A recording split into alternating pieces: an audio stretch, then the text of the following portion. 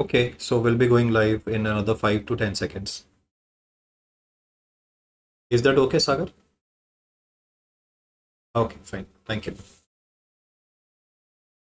Hi, guys. So I hope that you're fresh and had a good night's sleep. And we are now in a good position to study the remaining concepts that we are now going to focus on.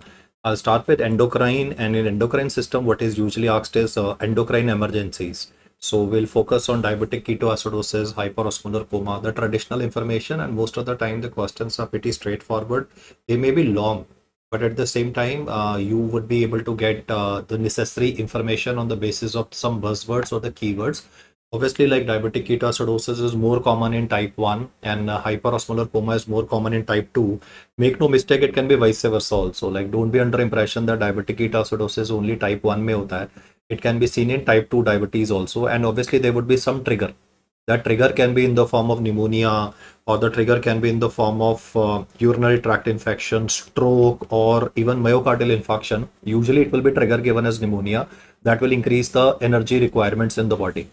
Now, if it is a child with type 1 diabetes or it is an adult with type 2 diabetes, it really does not matter. But the point is, what should you check in the question before you answer first line intervention? So for diabetes, the random blood sugar values should be more than 250. Obviously, there is an update on this also. Like Harrison says 250, the current American Diabetes Association guidelines, the ADA 2026 guidelines mention that even for cutoff hair of diabetic ketoacidosis, the random blood sugar should be more than 200.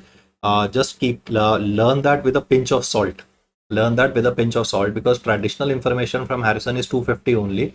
But yeah, because updates are something that we should keep in our mind at the back. So wanted to say 200. Ketonemia would obviously be like, the keto sticks report would be given as 3 plus and 4 plus, and then the pH of the patient would be less than 7.3, or most of the questions would mention bicarbonate value, which would be less than 15. And I was waiting for you guys to comment regarding the first line intervention. So yes, guys, I hope the audio and the visual part of today's discussion is going fine. और उसको नजर ना लगे. Right, very good very good afternoon, everybody. And the first line intervention in this case would be answered as, yeah, 15 millicoulombs, but pH less than 7.3. And if he says what is the first line intervention, your answer would be normal saline with KCl. Yes, guys, it is NS with potassium chloride, because the guy will be puking now, so there would be GI losses, and insulin will also be causing redistribution of potassium. So if he says what is the drug of choice for management of this condition, it is obviously going to be insulin. This would be a regular insulin drip that would be given to the patient intravenously, and usually we will keep a gap of about 1 hour before we start insulin drip of the regular variety in the patient. The only catch in the question is check the blood pressure value. Check the blood pressure value. It should not happen that in this question the blood pressure should be crashing. If that is so, then what you should be doing in a patient is, because blood pressure is crashing, it is ultra low, then you should be first answering saline bolus. So just take care of the words there, guys. It is normal saline infusion versus a normal saline bolus. I'll write that point once again to emphasize the importance of it. In any question of diabetic ketoacidosis, type 1 diabetes mellitus child with pneumonia, check the blood pressure value, and the blood pressure value is less than 90/60 most of the time. Then it is a saline bolus that should be given. That would help you get the pulse back to normal, and then you can handle the patient subsequently. So first we want to rehydrate. No? The guy is dehydrated, so first take care of the dehydration, and then subsequently the insulin can be started in the patient. Now we will talk about hyperglycemic hyperosmolar coma. This would be insidious onset. Like he will say the type 2 diabetes mellitus patient is excessively sleepy and drowsy. Random blood sugar is 600, and ketones will also be deliberately given. Bolus is not given anymore. Bolus we don't give anymore.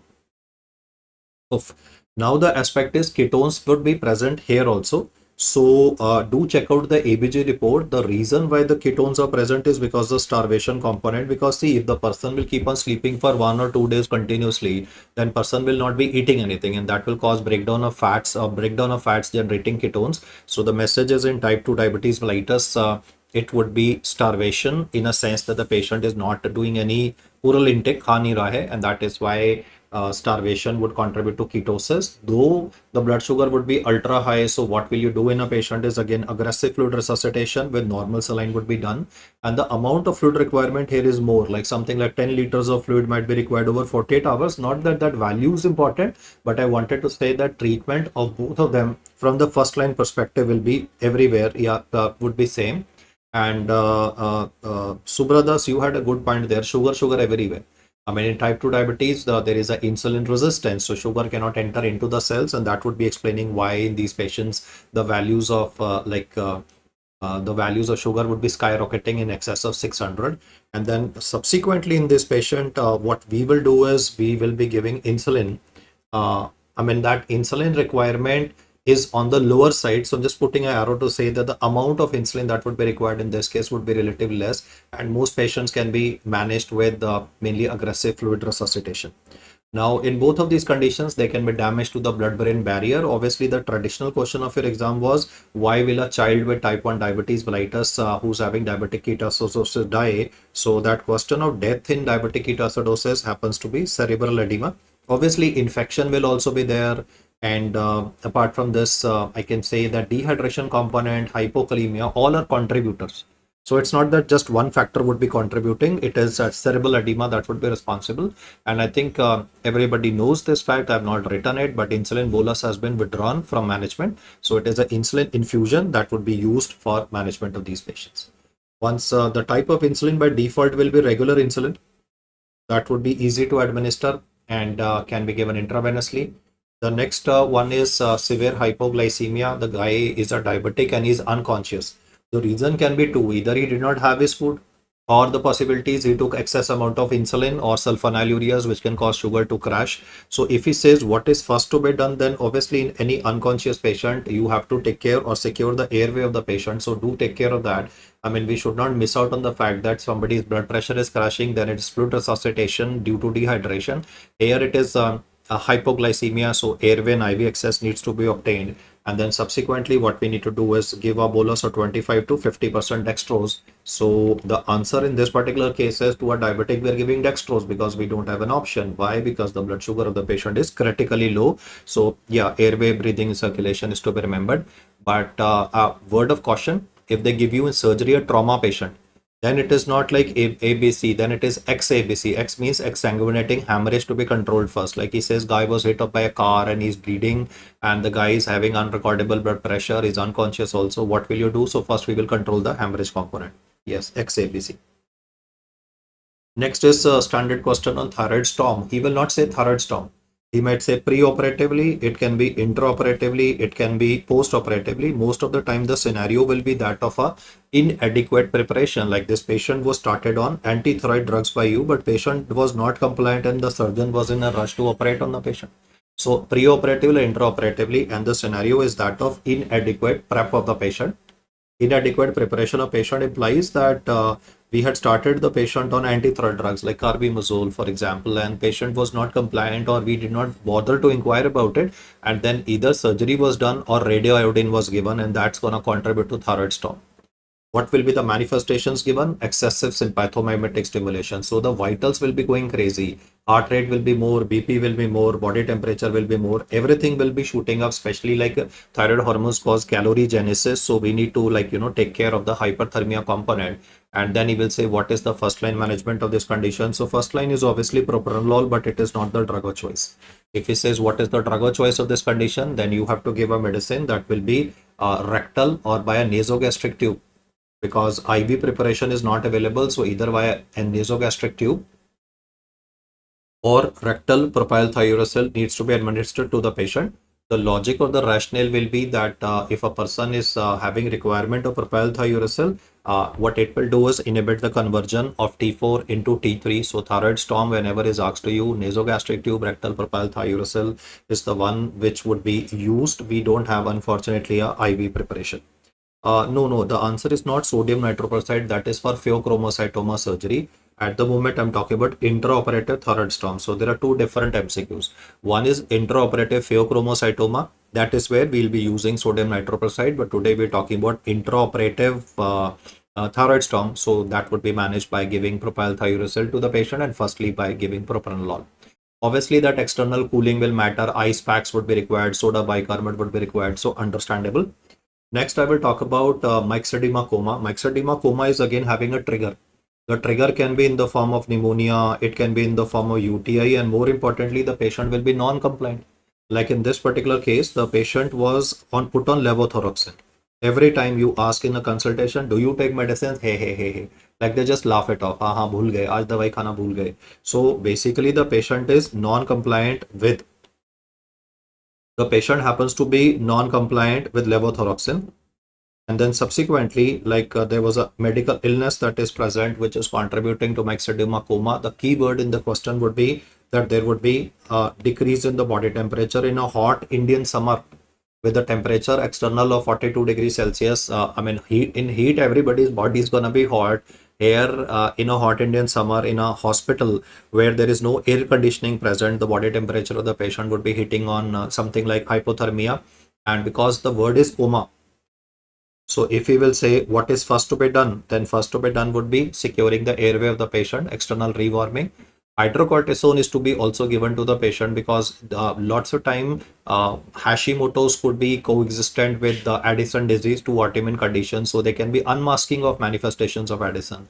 So that's why like hydrocortisone would be required in a patient. So the point to be understood is coma is written, so they would be securing the airway. And then we have to treat the patient. So what will be given for the treatment part is two things. Both of them would be given intravenously. That is, ice packs will obviously be used. External rewarming of the, ice packs to be used in thyroid storm, and here it is like rewarming of the patient. So we can use a space blanket. And apart from levothyroxine, we can also be giving liothyronine to the patient. In fact, in the paper, they love to hear about liothyronine, that is the T3 derivative. So all of these complications are triggered by intercurrent infection like pneumonia or UTI, which will increase the energy requirement in the body. And along with that, the patient is non-compliant also. So T3 and T4 will almost become zero. There's an illness will cause increase in energy requirement, plus dawai bhi nahi khata, so combination will cause T4 and T3 to become zero. And if T4 and T3 is very, very less, then calorie genesis in the body will be big time compromised. That is why the hypothermia component is explained here. And this hypothermia is then responsible for contributing to the coma component. So somebody asks, kyun hota hai? So the reason for coma is the hypothermia component in a setting of decreased calorie genesis. Why decreased calorie genesis? Thyroid hormone production is significantly reduced. So we are taking care of two important, in fact, we are taking care of two important endocrine emergencies, thyroid storm and myxedema coma, which are usually neglected. And next we'll talk about Addisonian crisis. In Addisonian crisis, the situation can be two. Like either he will mention the word sudden stoppage of steroids. Like this is a patient with lupus. She is a SLE patient. You had put her on prednisolone. She has been taking the medicine for like 6 months or maybe 1 year, and there is sudden stoppage of steroids. So anytime if you are having sudden stoppage of steroids, then it will trigger development of hypothalamic pituitary insufficiency. That's one situation for Addisonian crisis. SLE patient, sudden stoppage of steroids, that would be one. Or the second scenario can be Waterhouse-Fridson syndrome. This is caused by Neisseria meningitidis. We spoke about this bacteria yesterday. It can cause meningitis. So in meningococcemia, there can be adrenal hemorrhage, and that can contribute to Addisonian crisis. And because here the production of mineralocorticoids and glucocorticoids is low, so I need to give rapid, IV fluids to the patient to stabilize the blood pressure. Question for you guys: Addisonian crisis is which variety of shock? No, there would be no hyperpigmentation in this condition. There will be no hyperpigmentation present in this particular case. Reason why there is no hyperpigmentation is because Addison crisis occurs suddenly, so hyperpigmentation will take some time to develop. Yes, guys, in Addisonian crisis, we'll be giving IV fluids, normal saline to the patient. What is the type of shock which is present here? What is the type of shock? Yes. The type of shock that would be used in this patient would be answered as distributive shock. Comment in the chat box other causes of distributive shock that you are aware of. Tell me other causes of distributive shock that you are aware of. Yes, guys, Addisonian crisis, the main drug that we'll be using in a patient is IV hydrocortisone shot, that is 100 milligram F-Corlin to be loaded into the patient. Those they'll not ask you, but for Addisonian crisis, either of the two situations can be given, and then we'll have to give hydrocortisone to the patient. The causes of distributive shock is very good. I think I'm getting very good answers. One is septic shock is an example. Then is anaphylactic shock, and then is neurogenic shock. So anaphylactic is A, then A is also for Addisonian crisis. The mnemonic is SAN, like we call SN or SAN. So septic shock, then it's gonna be anaphylactic shock, and then neurogenic shock. The mnemonic is SAN to be remembered for causes of distributive shock. And whether you're sitting for NEET PGU or whether for FMG exam में shock तो पूछता ही पूछता ना. So SAN is a mnemonic. Septic shock, anaphylactic shock, Addisonian crisis, and neurogenic shock are the reasons for development of this manifestation. Then would be pheochromocytoma, where intraoperative hypertensive crisis can be given. In case there's an intraoperative hypertensive crisis, what is the drug to be given? Already discussed, but let's just put that on paper. Intraoperative, the textbook says sodium nitroprusside, though some sources will also mention phentolamine, no doubt about it. But sodium nitroprusside will be able to regulate the blood pressure relatively better, and it has a very fine control of blood pressure. Like you can switch it off and the effect will go off immediately. If you give phentolamine, then the effect will it will persist. You see, intraoperatively, I want very fine control, because if phentolamine will act for long duration, then there's bound to be problems, because all anesthetic drugs contribute to vasodilation. So sodium nitroprusside is the drug that would be used. And then they've asked what drug can be used both intraoperatively as well as post-operatively. This was last time's NEET PG question. This is not given in Harrison, so we had to pick it up on logical deductions, that if he says both intraoperatively as well as post-operatively, then in those circumstances, like the drug that is to be answered, both intraoperative. Yes, guys, waiting for your answers. Chaitanya was the first one to hit the comment button. I would like all of you to be like very proactive when it comes to commenting, because that is how you're practicing at the moment. No, otherwise there is no utility of doing the activity. No, guys, phenoxybenzamine is pre-operative. The question was कि किसको pre or intraoperative दोनों use करते हैं. So this is not given in Harrison, not given in pharmacology notes, and all guys were scratching their head about whatever is the possibility. Labetalol is a good answer. Pre-operatively, it is phenoxybenzamine. Preoperatively, it is phenoxybenzamine that is to be used. And then is going to be, calcium channel blockers can be used. And then comes the issue of hypercalcemic crisis. Yes, guys, I think this was last time NEET PG as well as FMG exam question. Like they gave a question on a patient with squamous cell cancer of the lung. The question was on patient of squamous cell cancer of the lung. It was mentioned that the patient is exhibiting confusion, disorientation. The mentions were CNS profile. Like he said, squamous cell, known patient of lung cancer, comes to the hospital with confusion and disorientation, and electrolyte report was given. Sodium, potassium. Sodium was low because the guy was also previously had vomiting. So that would explain like the low sodium component. But the main thing that was very striking was that the calcium value was like ultra high, like something like 12, which is a cause of concern because there can be a risk of cardiac arrest in a patient. Very good. A lot of guys have been proactive in this, but the number of people who have commented is very less. So I think this is a PYQ that you must know. Squamous cell cancer patient with confusion, disorientation, calcium hitting upper circuit or 12, then there's bound to be a problem. So I will be giving normal saline, and to this I will be giving loop diuretics. Loop diuretics will lose calcium. Loop diuretics will be losing calcium, and therefore the calcium values would be going out of the body. That is beneficial. And as far as thiazides are concerned, thiazides would not be recommended because thiazides are rather contraindicated in this condition, because furosemides will lose calcium, but thiazides will be conserving calcium, and therefore the calcium values will tend to rise. Yes, I think most guys have got this very correctly. I'll just repeat the point again. Squamous cell cancer is notorious to produce PTHRP, parathormone related peptide, and this is not PTH. It looks like PTH, so behaves like PTH, causes increased bone reabsorption, and you have his calcium values to spike. You will give normal saline with furosemide for this patient, and then we will be using bisphosphonates, which is the main drug that you will be using. The main problem with calcitonin is the antagonist of PTH hormone. The only problem with calcitonin, why it is not like first line, or like why it is not the drug of choice, I can say, is quickly because of the risk of tachyphylaxis. Yes, Kunal, you're right. Vipolio, right? Zoledronate, and all of these, yep, would be used in a patient.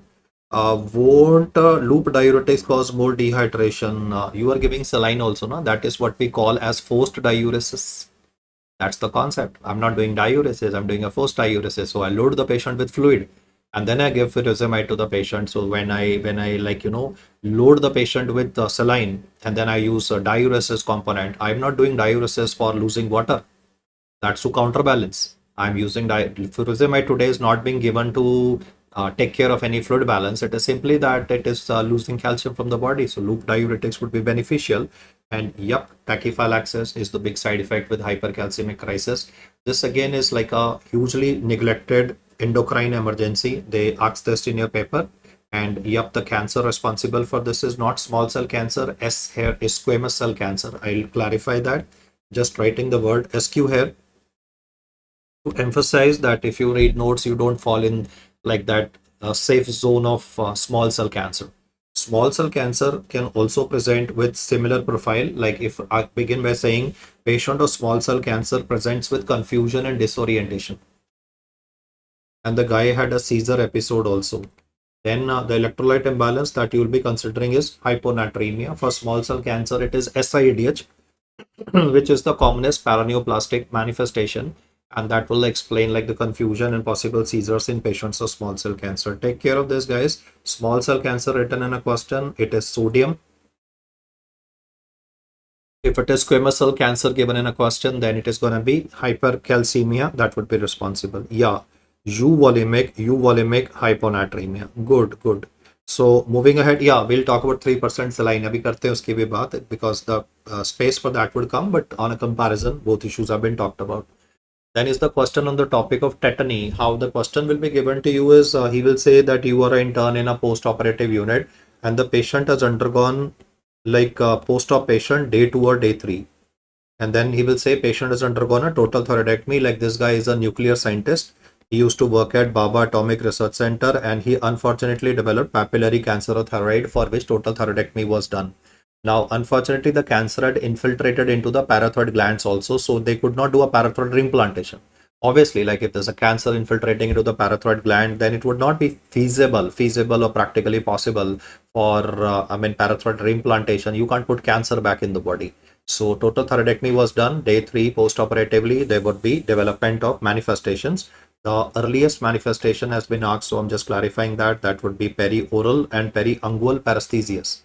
This is going to be the opening line of the question. Day 3, post-operatively total thyroidectomy patient, perioral and periungual paresthesias. And he may deliberately not mention Chvostok sign and Trossiu sign. I mean, if he wants to mention Trossiu or if he will give you the Chvostok sign respectively, then it will become super easy for you. You very well know in Trossiu sign, there is a carpopedal spasm called as obstetrician hand. And then Chvostok would be tapping at the anterior border of the parotid. There would be facial twitching. So if he wants to make it easy for me, he will obviously say like this Trossiu Chvostok present. But usually the examiner might avoid writing that. You still will be able to pick it up on the basis of words I said. And then comes the main treatment. You need to follow the rule of 10 ml of 10% calcium gluconate over 10 minutes. You can dilute in 250 ml saline and give it to the patient as well. So 10% calcium gluconate. It's the drug of choice multiple times. So we will also compile a list of those conditions where like calcium gluconate is the drug of choice. But IV 10% cal gluconate is the medicine to be used. We also use it in management of life-threatening hyperkalemia, like the potassium is hitting a upper circuit of about 8 millicoulomb. We shall be using cal gluconate.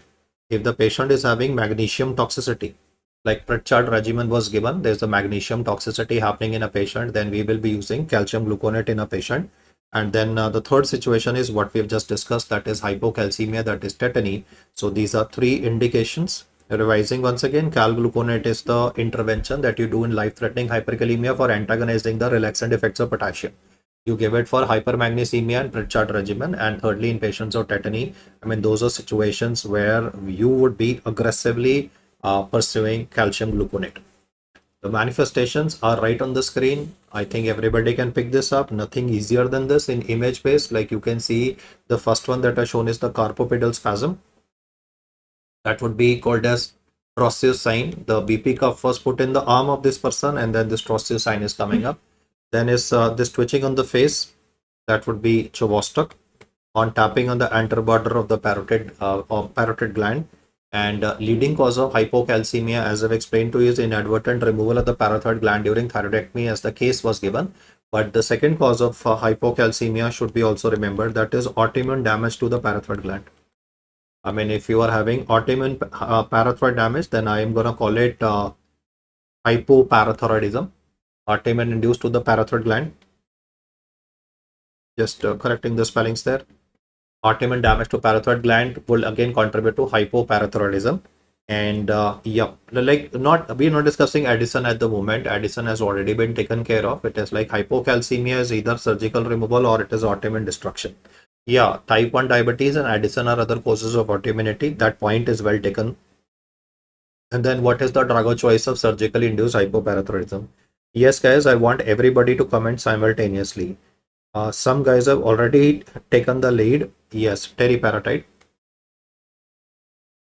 Yeah, the drug that we'll be using for management of surgically induced hypoparathyroidism would be given as teriparatide. Developmental defects are obviously that Dijor syndrome, Cash22 is the mnemonic for it, but teriparatide is the drug of choice that we use for surgically induced hypoparathyroidism. Next, remember calcium and phosphate always have an inverse relation. Calcium and phosphate always have an inverse relation. So let us work out on the basis of this inverse relation, this table that I've currently mentioned. Phrase is that gustatory sweating, na, like uska parathyroid surgery hua, parathyroid surgery ke baad mein there would be wrong connection between the nerves. To khana khayega to there would be gustatory sweating that would be developing. That is phrase syndrome. Okay, what is primary hyperparathyroidism? So the cause here is a parathyroid adenoma, like stones, bones, groans. Those would be the manifestations given in the question. Stones, groans, moans, psychic moans. The reason for that is hyperparathyroidism due to a tumor in the parathyroid gland. So first the story of stones, moans and groans will be written. And then he will say that select the most appropriate calcium phosphate combination for this person. And because PTH is high, so there would be a hypercalcemia. Calcium and phosphate have an inverse relation, so phosphate will decrease. And because bone turnover will be increased in the patient, so it will be increase in serum alkaline phosphatase. And if it is a two-step question, then he will ask you what is the imaging modality. After giving this lab report, he will say what is the imaging modality that you would like to subject this patient to, so that you can identify that it is a parathyroid adenoma. So it is technetium 99 SPECT CT that would be done in this case, and yeah, cysta may be SPECT CT, and that would help you analyze what is wrong with this patient, and then surgery can be planned. The next case that would be given to you will be a story about a patient with diabetic nephropathy.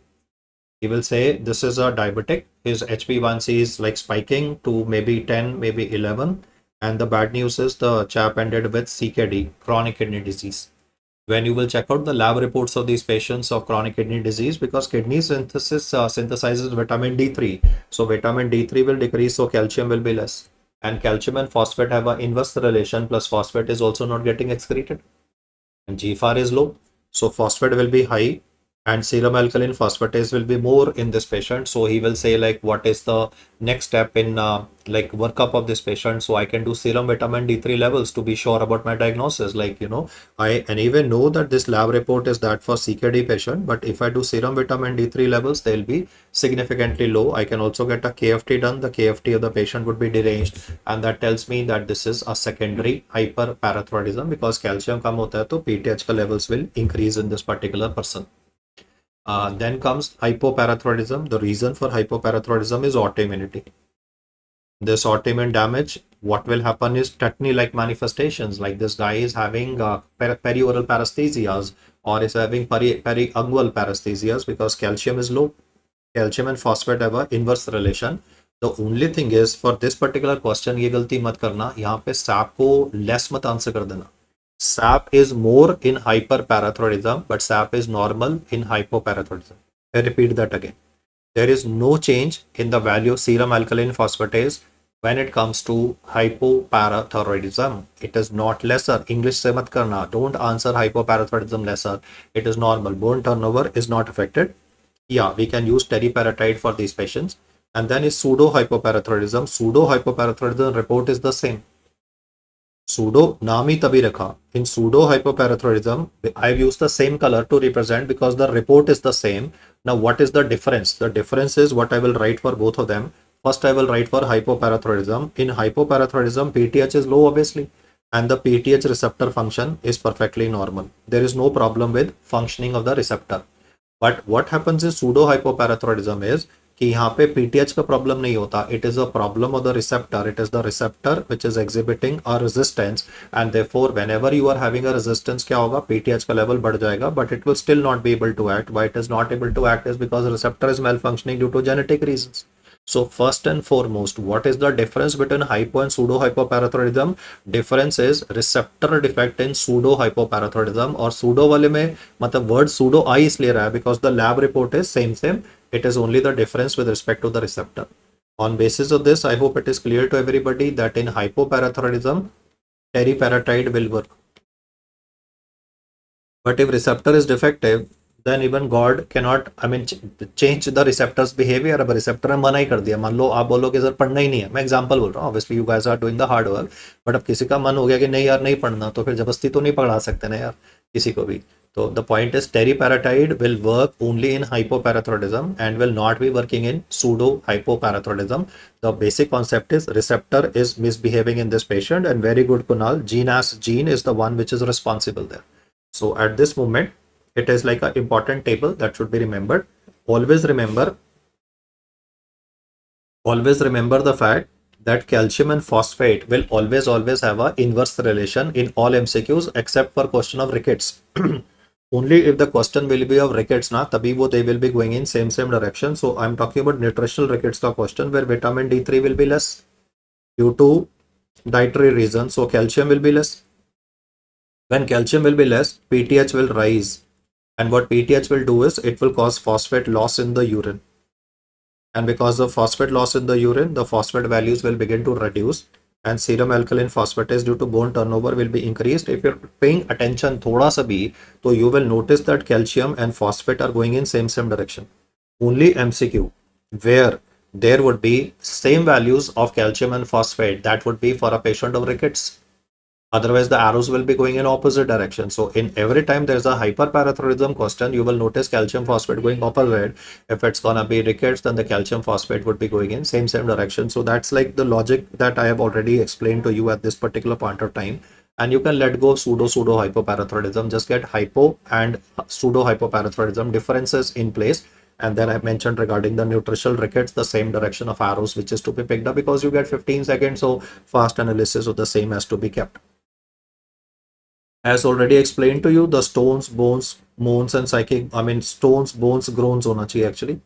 It is the stones, bones, then is the groans that would be present, and psychic moans. And another hint in the question, like if you're not able to pick up, is you will notice that there would be reabsorption of phalanges. Like if you check out this X-ray here, you can notice on the radial side, anguthe wali side pe, there is a subperiosteal reabsorption of the phalanges. So that again is a very good hint in a question because it will anyway be long stem. So most of the time this, like the mnemonic may not be written, stones, bones, groans, and psychic moans, those words may not be written. He might say renal colic. The question might begin by saying that the guy is having flank pain that radiates to the umbilicus of the patient, and there is a hematuria, then there is bone pain, that's because of the bone reabsorption. So you may not be able to pick up the exact mnemonic, but then renal colic and recurrent kidney stones are like the main good pickup point for a question for the topic of primary hyperparathyroidism. And suppose if you miss it, then in the workup of the patient, he will always mention this word subperiosteal reabsorption of the phalanges from the radial side, as you can see. He had mentioned regarding the imaging that would be done. We've already spoken about this imaging part, that is technetium 99 system EB scan that would be done. It's a SPECT CT. And Ruger-Jersey spine can also be seen. वो CKD में present होता है ना. Ruger-Jersey spine जो word है वो तो CKD में ना. That's just a feature that you need to remember कि जो bones का कुछ वाला part है वो ज़्यादा dense दिखाई दे रहा होगा. तो Ruger-Jersey spine is what you get with patients of CKD. That's all you need to remember. Okay. Next is, multiple myeloma में SAP values will always be normal.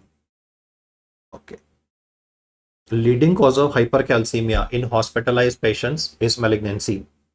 And what is the malignancy that would be responsible? Then most of the time it would either be lung cancer or it can be breast cancer in a patient. Overall, the number one cause of hypercalcemia that would be developing in hospitalized patients would be answered as like malignancy. And that would help you in identifying you see, malignancy will make the patient critically sick. That's why the person would be hospitalized. When it comes to parathyroid adenoma as a topic, then like it's slowly developing. So manifestations would not usually cause a development of hospitalization in a patient. Yes, you're right, squamous cell cancer. And the second cause for this would be like breast cancer. Then is management of hypercalcemic crisis. Main pointers have already been discussed. You can just comment on the remaining drugs which are used here. So the treatment would be normal saline initially, along with furosemide. Lung cancer patient is having confusion, disorientation as already mentioned. Then we will be using ibandronate, that is bisphosphonates. We shall be using calcitonin. So you can start after this. I expect you to start from point number 4. Calcitonin nasal spray is being used. The risk of tachyphylaxis is there, but still I'm okay because calcitonin will inhibit bone reabsorption. Osteoclastic activity को inhibit करेगा. I mean, what does calcitonin do is it inhibits osteoclastic activity, and thereby the bone reabsorption part would be like put on a hold. Yeah, you will be using like the drugs that we use in osteoporosis. That would be denosumab would be one. Oral phosphate is another one. It will chelate. Though the risk is that of stones, but at the moment I want to save a life. I want to prevent a cardiac arrest in a patient. And then last but not the least, if I've tried everything under the sun and still the calcium values are spiking, then I'll be doing hemodialysis in this patient. Yes. Point number 7 will be in written in a separate color. This is for only those cases of steroid responsive hypercalcemia. In steroid responsive hypercalcemia, we shall be using hydrocortisone. For steroid responsive hypercalcemia, yeah, we can be using dexamethasone. And single best answer, Dexona.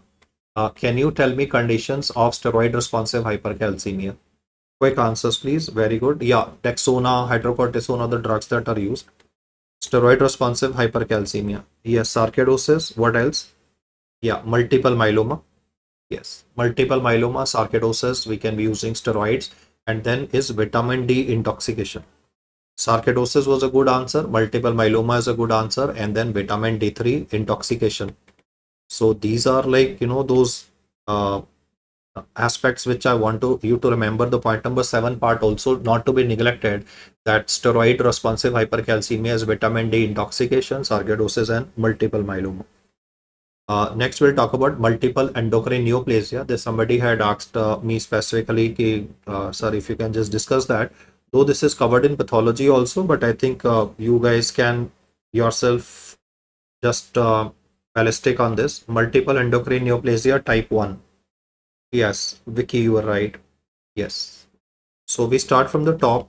The first one would be a pituitary adenoma. पूरा ही लिख देना ना, pituitary adenoma कौन से वाला मिलता है इसमें? What is the pituitary adenoma? That will usually be found in this patient. It's a functioning adenoma, so that would be a prolactinoma. Next up would be, yes, guys. After pituitary adenoma, the next one would be, very good, very good. Yes. या मेनिन gene, वो तो jeans वीन्स तो patho से हो जाएगा ना, या तो ट्यूमर्स पढ़ लेते ना, ओरिएंटेशन पढ़ लेते. Pituitary, then would be a parathyroid adenoma in a patient. If it's gonna be a parathyroid adenoma, it will contribute to hypercalcemia. Yes, yes. And the third one would be pheochromocytoma.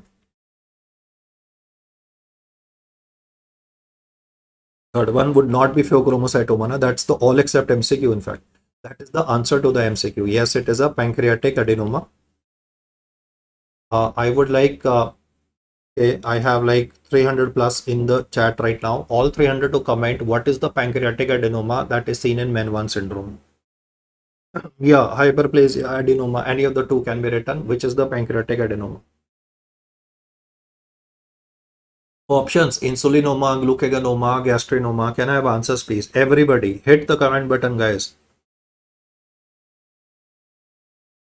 अभी man 4 पे भी आते हैं यार, अभी बाकी इस पे कर लो. Yes, The tumor here is not a insulinoma, it is a Zollinger-Ellison syndrome, which is to be remembered. So there are two questions I wanted to remember. One was the easy one, what is not a component of men pheochromocytoma? तो उसको तो लिखने की जरूरत भी नहीं है, मतलब what is not a component of men 1 pheochromocytoma. Question number 2 to be remembered will be what is the pancreatic adenoma seen here? So it's not an insulinoma, it would be given as gastrinoma. Good job. It is not insulinoma, it is gastrinoma for men 1. Now we will talk about men 2 syndrome, where the mnemonic will change again. That would be PPM. Now pituitary will lose its position. Pituitary जो था, जो election जीता था, वो election हार गया. But parathyroid adenoma will win the election for the second time and will be having a contribution towards development of hypercalcemia, and recurrent kidney stones can be there. Now the new guy that will come in place of pancreatic adenoma. Pancreatic guy has also lost the election. Pituitary has also lost the election. So only the 1P parathyroid has retained its position. And now the new thing that would be coming up in the patient would be a pheochromocytoma. This pheochromocytoma will be producing what? Epinephrine or norepinephrine? This pheochromocytoma will be producing epinephrine or will it be producing norepinephrine? Yes, guys.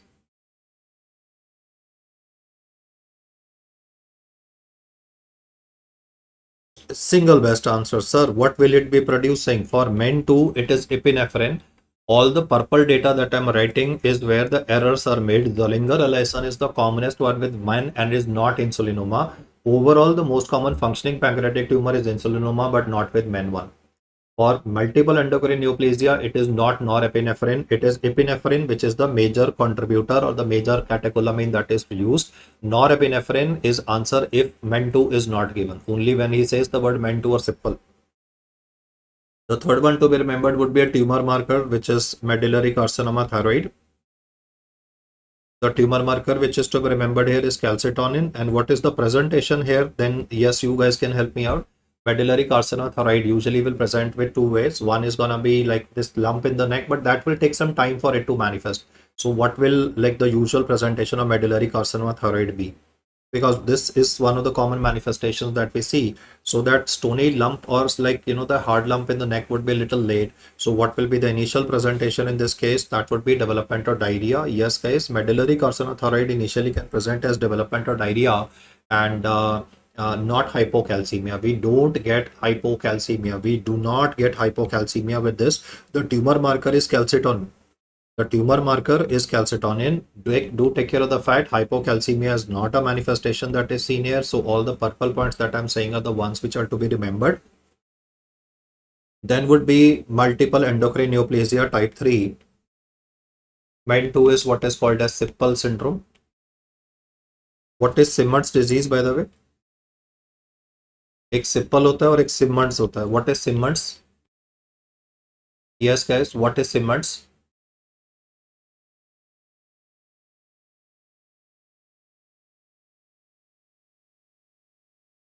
Read that again. Read that again. Listen to the data of pheochromocytoma again. I said 3 points. Most common produced is norepinephrine. Normal person is epinephrine and multiple endocrine neoplasia is epinephrine. Listen to the data again. You did not pay attention. That is why that error is coming. Yes. Simmers would be water channels, no? Calcitonin तो ठीक है, tumor marker है ना वो. It is not it's not that calcitonin which will contribute to like inhibition of osteoclast and contribute to like hypocalcemia. Yes, the manifestation Simmers is pan-hypopituitarism. This is pan-hypopituitarism, but it's non-obstetric obviously. Like there would be no like postpartum hemorrhage history present here. It is non-obstetric cause of pan-hypopituitarism that is called as Simmers disease. Diarrhea I explained now here. Calcitonin is again acting on the water channels and is contributing to it. So this calcitonin is not the one which is contributing to hypocalcemia or like the traditional biological action. Okay, Ji. Next we'll talk about MEN3 here. For MEN3, well, now parathyroid adenoma has also lost the election. Parathyroid adenoma 2 bar election जीता था, है ना? उसको basically गुरूर हो गया. Like some politicians, no, like some happened in recently in one state of India also. Like some politicians think that they're invincible, and then people ने दिखा दिया कि भाई what is democracy. So parathyroid adenoma is gonna lose the election now. The guy was invincible, and this was what was asked in the paper. Not that they asked who will lose the election. The question is which is not a component. So parathyroid adenoma is not a component of MEN3. It is pheochromocytoma. Yes. Now would be those manifestations. It is not Marfan syndrome. It is Marfanoid habitus. That would mean that the arm span of the patient will be more than the height. Continue talking, guys. The M4s there.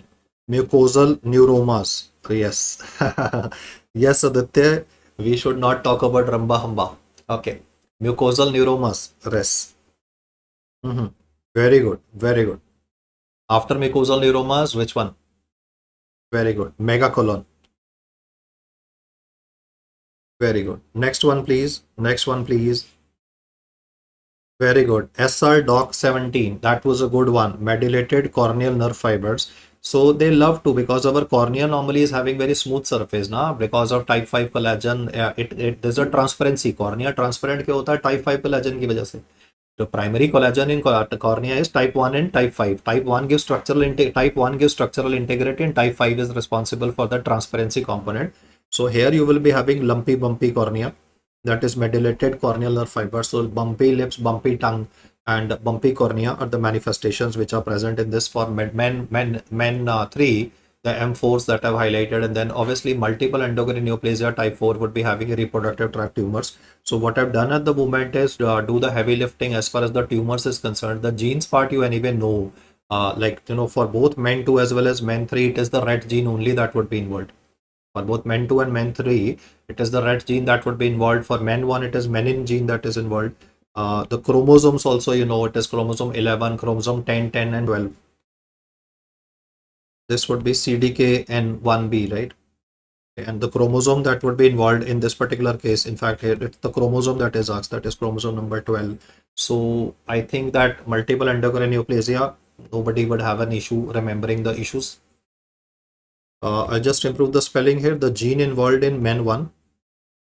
The gene involved in MEN1 is menin, MENIN. I think it is visible only. Yeah, but very much visible, menin. Okay, fine. Chromosome 12 defect. Fine, great. Next, we'll talk about acute kidney injury, and they usually talk about, now we're done with the endocrine part, we'll revise the nephrology component. And for acute kidney injury, they usually ask you regarding the stages, that is with respect to the KDIGO criteria. The word is KDIGO criteria, serum creatinine showing a spike of at least 1.5 to 1.9 times above the baseline over a duration of like 48 hours. Like 2 days ago, the serum creatinine was 1 and now it jumps to 1.5, 1.6. The kidney damage in the patient has started.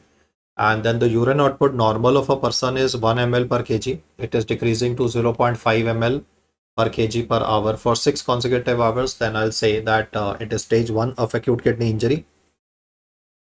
Stage 2 would be like 2 to 2.9 times. The urine output dropping to almost half over 12 hours.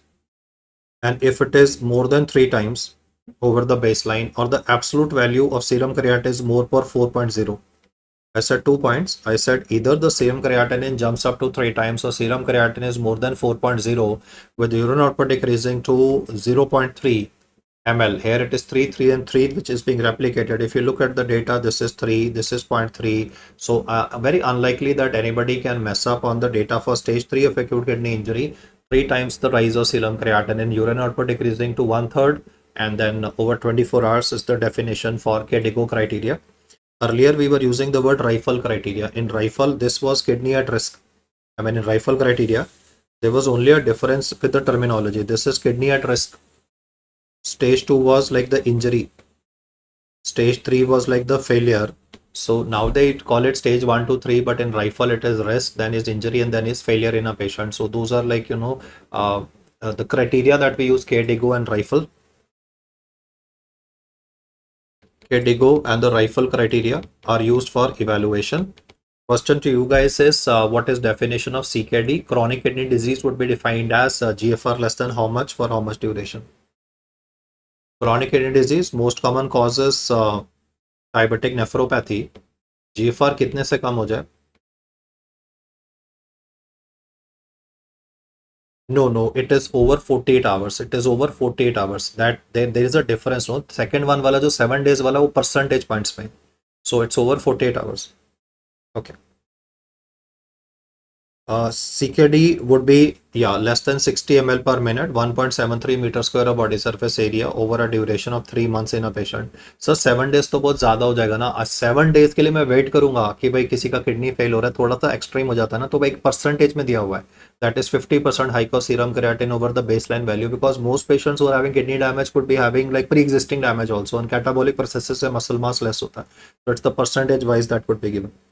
Yes, less than 60 ml for 3 consecutive months, like June, July, August consecutively, then we will say it is chronic kidney disease in a patient. CKD happens to be the leading cause of ICU admission. I mean, overall, the leading cause of intensive care unit admission will be two. One of them, why like patients get admitted into intensive care unit, is sepsis. And sometimes sepsis itself can result in development of acute kidney injury in a patient. So I am just writing the word AKI, and in bracket I'm writing the word sepsis to say that sepsis itself contributes to septic shock, and that septic shock will cause an underperfusion of the kidney. Then anuria is defined as urine output less than 100 ml per day, and the commonest type of kidney damage that is seen is pre-renal variety. Pre-renal variety में हमेशा क्या होगा, urine will be concentrated. Urine will be concentrated, so urine osmolality in the question will always be more than 500 milliosmoles. And second thing that they'll always ask you is what will happen to urinary sodium here. So urine will be concentrated, and the body will try to reabsorb the sodium. The body will try to reabsorb the sodium because body say loss हो रहा पानी का, तो dehydration is there. So urinary sodium will be low in the patient. So the point to be remembered is that, yeah, somebody commented FENA, fractional excretion of sodium, that is less than 1%. आपको basically याद कर रखना है, जैसे अभी गर्मी बहुत ज्यादा है, सो इन गर्मी that the urine is in any person due to heat, the urine will be concentrated. Here I want you to think in like excess of dehydration occurring in person due to heat exposure. उसको heat stroke हो गया. So if somebody is having heat stroke, then the person's sweating part is totally stopped and there would be dehydration. So urine will become concentrated and body will try to reabsorb all the sodium because it is getting lost in the sweat also. So urinary sodium will be low. The fractional excretion of sodium would be less than 1%. So if you just focus on the urine osmolality in the question and urinary sodium, you are able to differentiate the pre-renal variety from the renal variety, because I'll use a separate color to highlight it. If there is going to be a renal variety of acute kidney injury given in the question, then most of the time it is the tubules that are damaged. So water will not be reabsorbed, water will be lost, urine osmolality will be on the lower side, and urinary sodium will be high क्योंकि tubule का lining damage हो गया ना. So urinary sodium would be like, you know, in double digits, like 40, 50, like that. High values would be given. The reason is कि sodium can't be absorbed because there is a tubular necrosis occurring in a patient. So ATN, acute tubular necrosis, is a prototype example of renal variety. And underperfusion of the kidney is an example of the pre-renal variety. So they usually ask you one question on pre-renal versus the renal variety. Most of the time, the question that comes in your exam will either be pre-renal or will be renal. And for renal, the most common scenario will be that of myoglobinuria. Like myoglobin is a high molecular weight compound, so it will block the tubules of the kidney. And that will contribute to ATN, that is acute tubular necrosis developing in the patient. The main aspect is there is myoglobin in the urine. Why that is happening is crush injury. Guy was crossing the road, truck went over the legs of the guy. Electrical burns in a patient. Those would be the clinical scenarios that you basically need to remember. Now I said pre-renal variety of acute kidney injury would be seen with. Can I have quick answers here? Please comment in the chat box quickly. Pre-renal variety would be commonly seen with rhabdomyolysis, तो मैंने बोल दिया, that would be acute tubular necrosis. This is NSAID. Right. Waiting for your answers here. Snake bite will cause hemotoxicity, so that would again be acute tubular necrosis.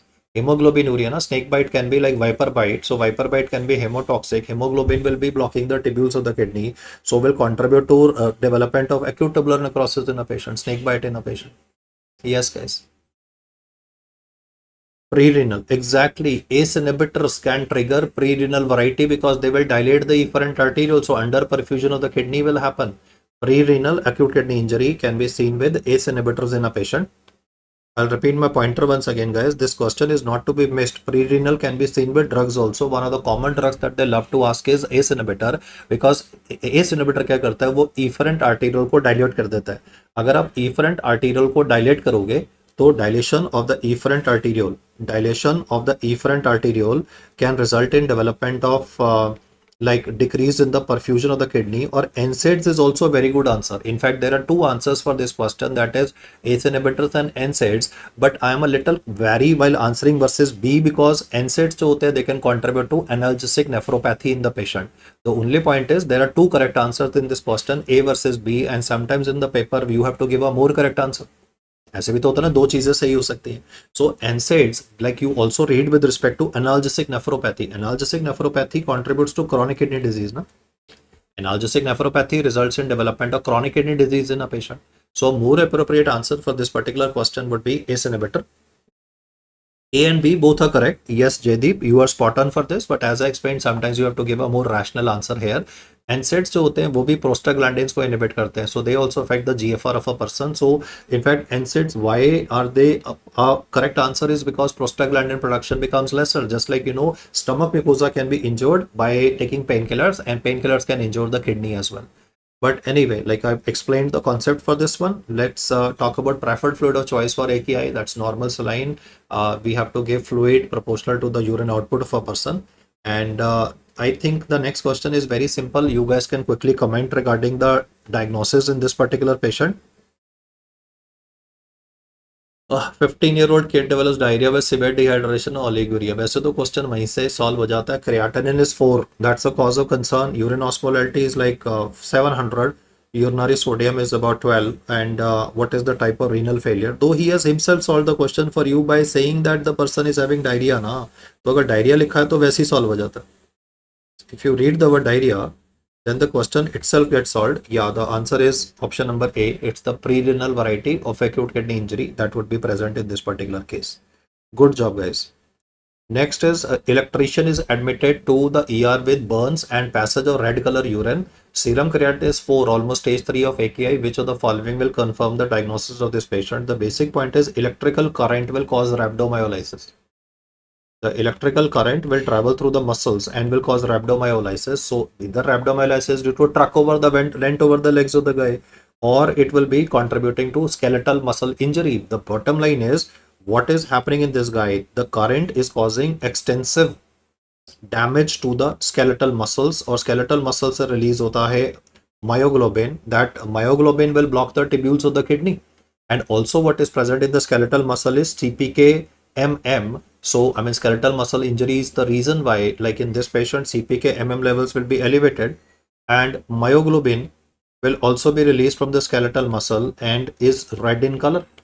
Hemoglobin is brown to black in color, so you get a cola color urine, but here it would be like brown, it would be like reddish in color. So that's why I said myoglobinuria would be the manifestation. So increased CPK MM levels is due to skeletal muscle damage. That would be myoglobinuria. Okay, good job, guys. Yeah, weightlifting, squats, absolutely can cause this excessive. Abhi hua na Kerala mein, there was some college, I think it was a nursing college, and this guy, he was a fresher, so they made him do 1000 sit-ups, and after that he had a renal failure. The guy died, I think. You know, that was like the couple of students were rusticated. So all across, I don't know why in medical, medical field, why this negativity is there, whether it is doctors, whether doctors are fighting with doctors. Doctors are fighting with nurses, nurses are fighting with doctors. I mean, a lot of negativity is going on. I don't know why, but healthcare professionals have to be united. I mean, you will never see lawyers fighting with lawyers. You never see high court lawyer fighting with like a Supreme Court lawyer, or like with a lower court lawyer. I mean, they're all united, right? But ours is like unfortunate scenario. But anyway, coming back to the agenda, what I want to say is that this boy, he lost his life. I think it was a nursing college, and they made him do squats. This is all on Google. You can check there. I mean, it's not that I am just telling you some rare story. It's all on Google, and that student unfortunately died. So those boys were arrested subsequently. Okay, fine. Next is leading cause of renal failure in multiple myeloma. Multiple myeloma is a condition where calcium will be more because of the bony lytic lesions which are present, primarily due to release of cytokines from the plasma cells. And then calcium is the main reason why, like, the kidney of the patient would be damaged. I had one good answer, Bence-Jones proteins. No, guys, the number one reason for leading cause of renal failure in multiple myeloma is hypercalcemia. There are three reasons why the kidney gets damaged in multiple myeloma. The first one is calcium nephrocalcinosis. Reason number 2 is hyperviscosity, because in patients of multiple myeloma, light chains are produced more, so the serum protein will be increased and therefore blood flow will become very sluggish. That is hyperviscosity. हाइपरविस्कोसिटी से क्या होगा कि जो kidney की tubules होती है उनकी जो सर्कुलेशन होती है वो स्लगिश हो जाती है. I repeat the feature once again. I said if you are having more proteins in the body, like the serum protein in these patients could be 10, normal is 6 gram, here it could be 10, it could be 12, so sluggish circulation due to hyperviscosity. And the third reason is obviously those Benz Jones proteins which are present in the urine of the patient, that is the light chains of antibodies. They will also cause tubular damage and tubular blockage. So in these patients, hypercalcemia is one of the main reasons why you would be having this issue. You guys can quickly comment regarding the screening test for multiple myeloma and investigational choice and the treatment as well. 3 fast questions here. Everybody to hit the comment button together.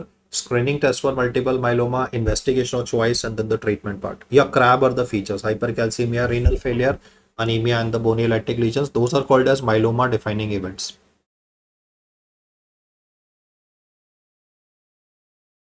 What scan is done to determine the myeloma defining events, by the way? What test can be done to demonstrate the myeloma defining events? Yes, I am having answers for drugs. I'm having answers for screening also. Screening will be urinary protein electrophoresis, or I can go for serum protein electrophoresis that will be showing a M spike. Then is the investigational choice, that would be a bone marrow biopsy with plasma cells in the bone marrow more than 10%. For the treatment of this condition, traditional answer would be Dexona.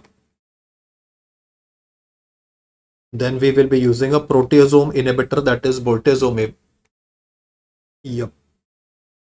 Yes, and we can be using lenalidomide, that is a cousin of thalidomide. Not thalidomide actually, it's lenalidomide, bortezomib, Dexona, that would be used for multiple myeloma. What test will be the scan that will be used for defining these myeloma defining events in a patient? Then we can either do an MRI or we can do a PET scan in a patient to identify the myeloma defining events. Like myeloma defining events, the imaging part can be an MRI or a PET that can be done. Okay guys, so I had like pretty decent inputs there. The leading cause of post-renal kidney injury, please. Pre-renal is under perfusion, renal is parenchymal damage. What is the leading cause of post-renal variety? Enlarged prostate. The patient is having obstructive uropathy, so benign prostatic hyperplasia and bladder outlet obstruction are the reasons why you could be having is a development of BOO, stands for bladder outlet obstruction, are the reasons for the post-renal variety, for which we'll do an ultrasound so that we can check out the prostate size and we can check out for presence of bladder outlet obstruction. Then was a very interesting question, non-oliguric renal failure. Normally तो kidney जब भी damage होती है तो oliguria होता है. Whenever kidney is damaged, there is always an oliguria. The question said non-oliguric renal failure. Then these are 3 reasons. All 3 contribute to non-oliguric renal failure. I'll give you the logic. The logic is, let's say this is the collecting duct and this is aquaporin, that is V2 receptor in the collecting duct of the kidney. So in all of these examples that I given you, basically what will happen is that the absorption of V2 from absorption of water from V2 will be blocked.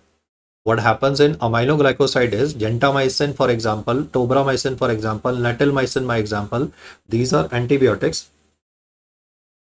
Natilmycin, tobramycin, amikacin also, like, you know, they are basically like, if long term given, they're nephrotoxic. So ये कैसे nephrotoxicity करते हैं? So they can contribute to damage to the collecting duct. Like I put a cross here to say कि water absorb ही नहीं हो पाएगा. And if water will not be absorbed, then you will be having rather polyuria. Look at the surprising thing I'm saying. Kidney is damaged and there's a polyuria. Normal impression is kidney damage होती है तो urine output कम होता है. That is for, like, you know, under perfusion of kidney. But if the damage is in the collecting duct itself, then you would be have a non-oliguric renal failure. That is due to like tobramycin, natilmycin, to name a few aminoglycosides. And then contrast induced nephropathy also does not present with oliguria, it is polyuria, and there's AAIN, that is acute interstitial nephritis. Acute interstitial nephritis is also asked in the exam because it is caused by drugs. One of the reasons why it is asked is because of association with proton pump inhibitors की PPI अगर कोई लंबे time तक लेता है तो acute interstitial nephritis can develop. Second is an antibiotic जो कि acute interstitial nephritis करता है, that is vancomycin. And one of the hints that will always be given in a question, of acute interstitial nephritis will be eosinophils in the urine. ऐसा आप regularly नहीं पढ़ते हो. eosinophils in the urine अगर मैं बोलता ना schistosomiasis के साथ में, तो you would have said हाँ जी सर पैरासिटिक इन्फेस्टेशन है ना, तो शिस्टोसोमियासिस के साथ eosinophils can be present. But I am saying eosinophils in the urine can be present even with patients who are having eosinophils in the urine can be present in those patients where, like, acute interstitial nephritis is a presentation. So keep a watch on the same as well. Yeah, I mean, gentamicin, neomycin to better topical antibiotic, so no, right? Yeah, even athrombotic kidney disease, but at the moment I wanted to focus on AIN, that is acute interstitial nephritis can be having eosinophiluria. Then another cause where they love to talk about kidney involvement is tumor lysis syndrome.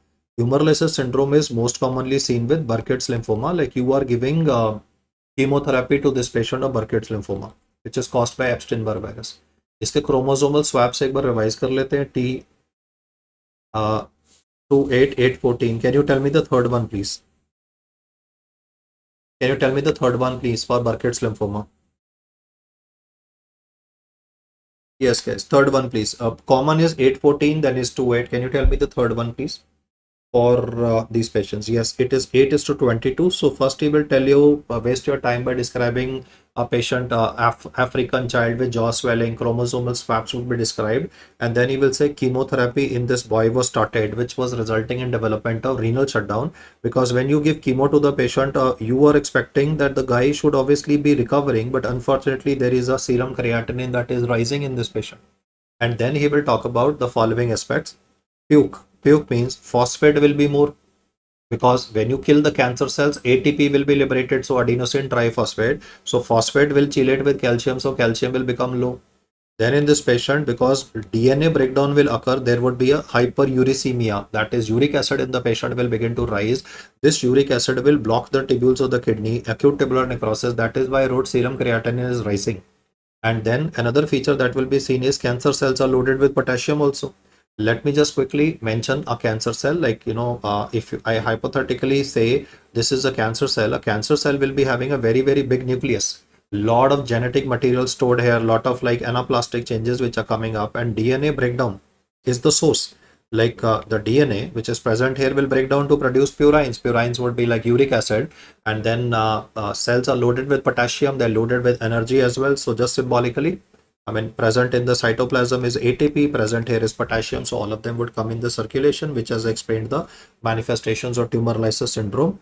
Then he will say, what will you do for this patient? So it is like normal saline to be given. And along with normal saline, we shall be using rasburicase or allopurinol, depending on like high risk versus low risk malignancy. Considering that Burkitt's lymphoma is a high risk malignancy, the drug that will be using is rasburicase for the patient. So yeah, adequate hydration of the patient is required prior to starting chemotherapy, and then rasburicase would be used. So very good inputs there. It is puke calcium, PUKE. Phosphate would be elevated. U stands for like the uric acid of the patient will start elevating. Potassium will be elevated, and puke calcium means that calcium will become low in the patient. The only thing in this condition that would be less is the calcium component. Urinary alkalinization is a good answer that I said, but like current studies have not shown very promising results with this. So I'll just like say with a grin that okay, urinary alkalinization is given. Like we do read about urinary alkalinization in the older books for this condition. So I mean, they might mention this in the question, they may not mention it in the question, but what they've asked definitely is what will you use? That is, rasburicase is the main drug for management of this condition, and second is obviously like allopurinol, which is a xanthine oxidase inhibitor. Then what are the indications for hemodialysis? Well, there are many, but AEIOU is a mnemonic which can help you remember. One will be severe metabolic acidosis, pH less than 7.1 in spite of soda bicarbonate. Life-threatening hyperkalemia, pretty logical, no? Life-threatening metabolic acidosis, life-threatening hyperkalemia. Then could be intoxications with drugs where hemodialysis would be required. Over, like the guy is having pulmonary edema, breathing difficulty. You will notice that all patients of CKD would be having high RAS, and high RAS will contribute to hypertensive crisis, which will cause pulmonary edema. So for that also, to remove that extra fluid from the body, dialysis will be effective. And then would be uremic pericarditis, uremic encephalopathy. And among all of these, if he says which of the following is an absolute indication, if he says which of the following is an absolute indication for doing hemodialysis in a patient. Well, all of them are like an absolute, but uremic pericarditis, you need to do it in the next couple of hours. The reason for that being that uremic pericarditis can cause bleeding in the pericardial space, and bleeding in the pericardial space is always a troublemaker because bleeding होगा pericardial space में तो hemopericardium हो सकता है, cardiac tamponade के manifestations आ सकते हैं. So in all of them I need to be, but then like it's always a concern from uremic pericarditis complication. Absolute uremic pericarditis is like right now, right here. What is overall the most common complication of hemodialysis? You guys have to comment here. Yes, guys, quick answers, please.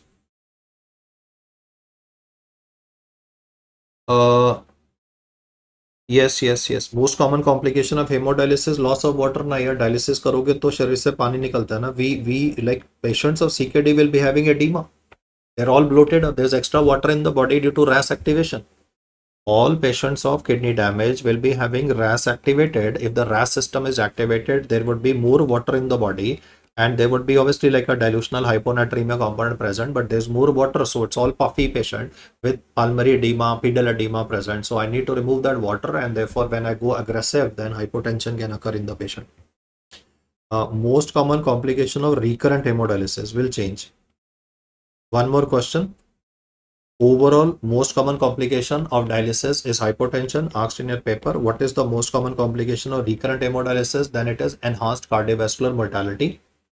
Then your answer would be given as accelerated atherosclerosis.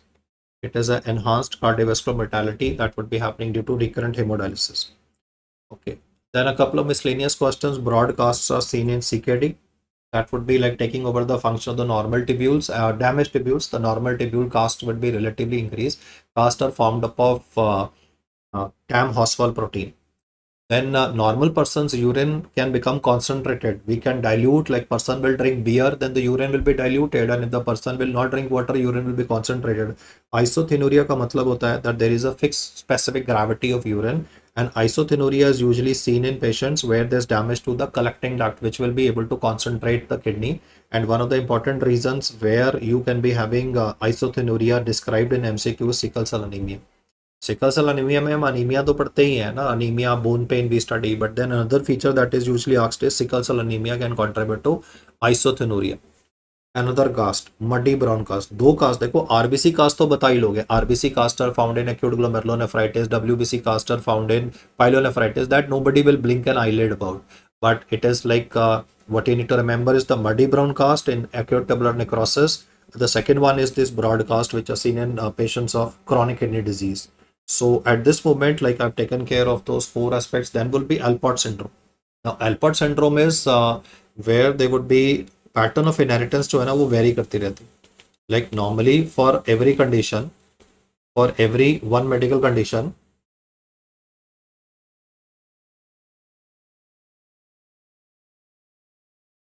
yes. For any one of these conditions that I'm describing at the moment before you, all of them, every condition you read has one pattern of inheritance. Here it is generation wise, the pattern of inheritance will change. Obviously, the common one is like XLD, and then in Alport syndrome there is defect in alpha 5 collagen. I mean, there's defective in alpha 5 chain of collagen. The gene involved here is COL4A5 gene. COL4A triad तो आता है, आपको दिखा है, इसको कोई गलती नहीं करेगा. Anterior lenticonus sensorineural deafness recurrent haematuria, that is not a issue. Basket weave appearance, never an issue. What you need to remember is the COL4A5 gene is involved here, and then would be like the pattern of inheritance can be X-linked dominant as well. They love to ask about Alport from the perspective of the genetics and the pattern of inheritance in this patient. Yes, it is 5 alpha 5 chains of type 4 collagen. That is what I was writing. It is alpha 5 chain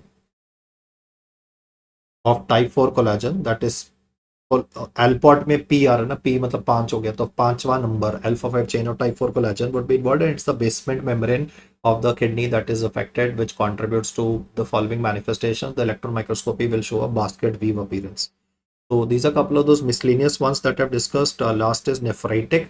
I've already explained the findings of this yesterday, but just showing the image to you once again. The light microscopy finding, the electron microscopy, and immunofluorescence of PSTN are the main hints in a question. Suppose you forget it, then what should you look for is the low C3 levels along with RBC casts.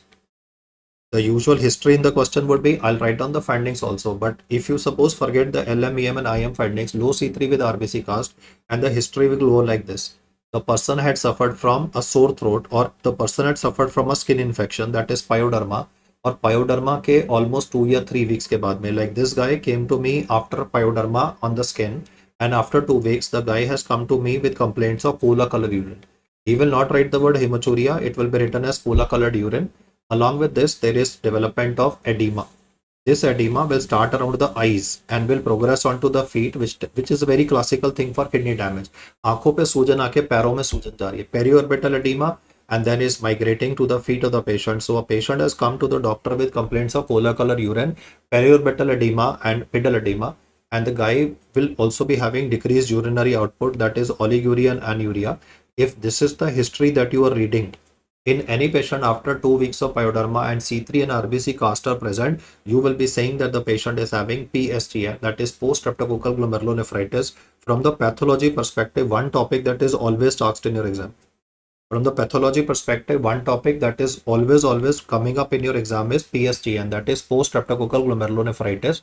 Question में LM, EM और IF भी दिया होगा, but suppose अगर नहीं भी आपको ध्यान रहता तो on the basis of the information that I mentioned, you will be able to solve this question here. Let's write the light microscopy finding. You can see glomerulus is bigger and it is also having more blue cells which is present. So the light microscopy finding of this condition is hypercellular glomerulus. It is a hypercellular glomerulus. Along with that, the additional finding is obliteration of the Bowman space. Like you can see that there is no there is no space available for the ultrafiltrate to accumulate. जैसे normally तो हमें Bowman space दिखाई देता है जहाँ पे मैंने star mark लगाया, यहाँ पे Bowman space खत्म हो जाएगा तो anuria and oliguria would be present. So hypercellular glomerulus with obliteration of the Bowman space. Yes, the electron microscopy, किसी ने full house effect बोला था, भाई ये full house तो नहीं है ना, यहाँ पे तो multiple antibodies का description तो दिया नहीं है. Then is the subepithelial humps that would be described, which would be electron dense, and immunofluorescence is obviously that starry sky appearance. But don't wait for starry sky कि भाई मैं starry sky दूंगा तो मैं तभी उसको PSGN आंसर करके आऊंगा. One topic that is always asked in your exam by default and is given is either written as PSGN or the examiner will write it as, इसी का जो दूसरा नाम लिखा होता है, that is PIGN, that is post infectious glomerulonephritis. I'll just write the name once again. Yeah, the name is starry sky appearance. In the questions, either the description given will be PIGN, post infectious glomerulonephritis, or it is post streptococcal glomerulonephritis. The language of the question would be pyoderma followed by 2 weeks with hematuria and the kidney involvement in the form of oliguria, anuria, and RAS system would be activated. So even hypertensive crisis would be occurring. Don't wait for only the starry sky appearance. Pick up the information on basis of the pointers that I've said for what we casually call as nephritic syndrome, that is HOHA. HOHA would be like there would be hematuria, there would be hypertension occurring in a patient, there would be cola color description that would be present, and like subnephrotic proteinuria can still be present. The protein in the urine of this patient will be given. Lot of guys on reading the word proteinuria think that the question is on nephrotic syndrome. No guys, the nephrotic range proteinuria is more than 3.5 grams. No big deal that for this particular topic he may begin by describing that the investigation showed proteinuria 1 to 3 grams and we don't focus on the magnitude of proteinuria. कि proteinuria लिखा है तो sir nephrotic answer कर दिया, वो गलती मत करना. Proteinuria will be given in this particular question. The range will be 1 to 3 grams. Proteinuria दोनों में होता है, nephrotic में भी और nephritic में भी. It is the magnitude that will vary. I repeat that again guys, don't proteinuria पढ़ के सीधा nephrotic बोल देना. Nephrotic is more than 3.5 grams. Here it will be given in the workup right on the top. So the impression that comes is कि भाई मतलब nephrotic है, but then as I explained to you, that is just a distraction that would be given. You need to pick up the remaining aspects that I've said. And next up, what we'll study is aspects related to gastro. The important aspect to be remembered would be cola colored urine, hematuria, and then subnephrotic proteinuria. Okay, so you can see that volcanic eruption that is happening. The diagnosis that I would like to mention for this case is pseudomembranous colitis. It is an antibiotic associated diarrhea. You can see that volcanic eruption happening, a volcano like cloud. You can see these exudates which are like pseudo exudates, yellowish in color with erythematous colon. Yeah, PMC. It is due to overgrowth of Clostridium difficile. That's the simple question that would be given to you. Obviously, he will not begin like this. He will say the questions will be patient presents with profuse watery diarrhea and abdominal pain and fever. Considering the fever part, you might think that it is dysentery also, but dysentery will be having blood in the stool. Here, there will be no blood in the stool. He will begin by saying watery diarrhea, fever, TLC is elevated. So you will get an impression as if he's talking about bacillary dysentery, that is Shigella flexneri. But then he will say the guy had received antibiotics previously. It can be IV antibiotics also. I mean, pseudomembranous colitis can be with oral antibiotics. The most common antibiotic incriminated in that is cephalosporins. But make no mistake, it could be even prolonged PPI usage. Long-term usage of proton pump inhibitors can also promote the growth of Clostridium difficile, and the guy was previously hospitalized in the in fact, question to you guys, what is the most common cause of antibiotic induced what is the most common cause of hospital associated diarrhea? Nosocomial diarrhea, hospital induced no, like the guy was hospitalized for some XYZ medical illness and now he had a diarrhea in the hospital environment. So hospital acquired diarrhea, number one cause. Yes, guys. Nosocomial. I mean, normally we read about nosocomial pneumonia, na, but here we are talking about nosocomial diarrhea in a patient. So hospital acquired would be pseudomembranous colitis. No, no, no, no, no. It is not Klebsiella, guys. It is not Klebsiella. Leading cause of hospital acquired diarrhea would be pseudomembranous colitis. That is Clostridium difficile. Spores can be like, ingested by the patient. And I mean, that's why I said recent antibiotic exposure in hospitalized patient or elderly patients is the reason for this.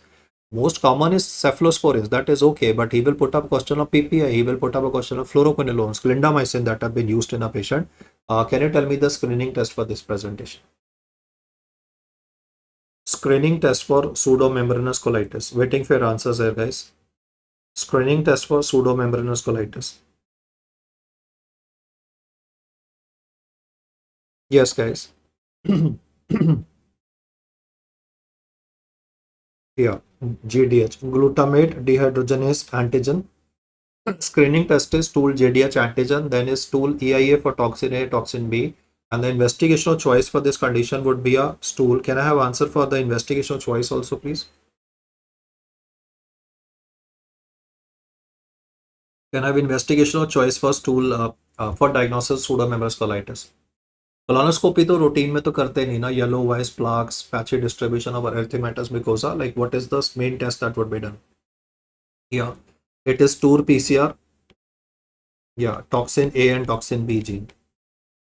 This is the main statement that I wanted you to remember. This is what the end point of most questions would be. They'll go into diagnostics of this one and they'll say what is the test that is done for being sure about the diagnosis of pseudomembranous colitis. It is a stool culture. Nahi.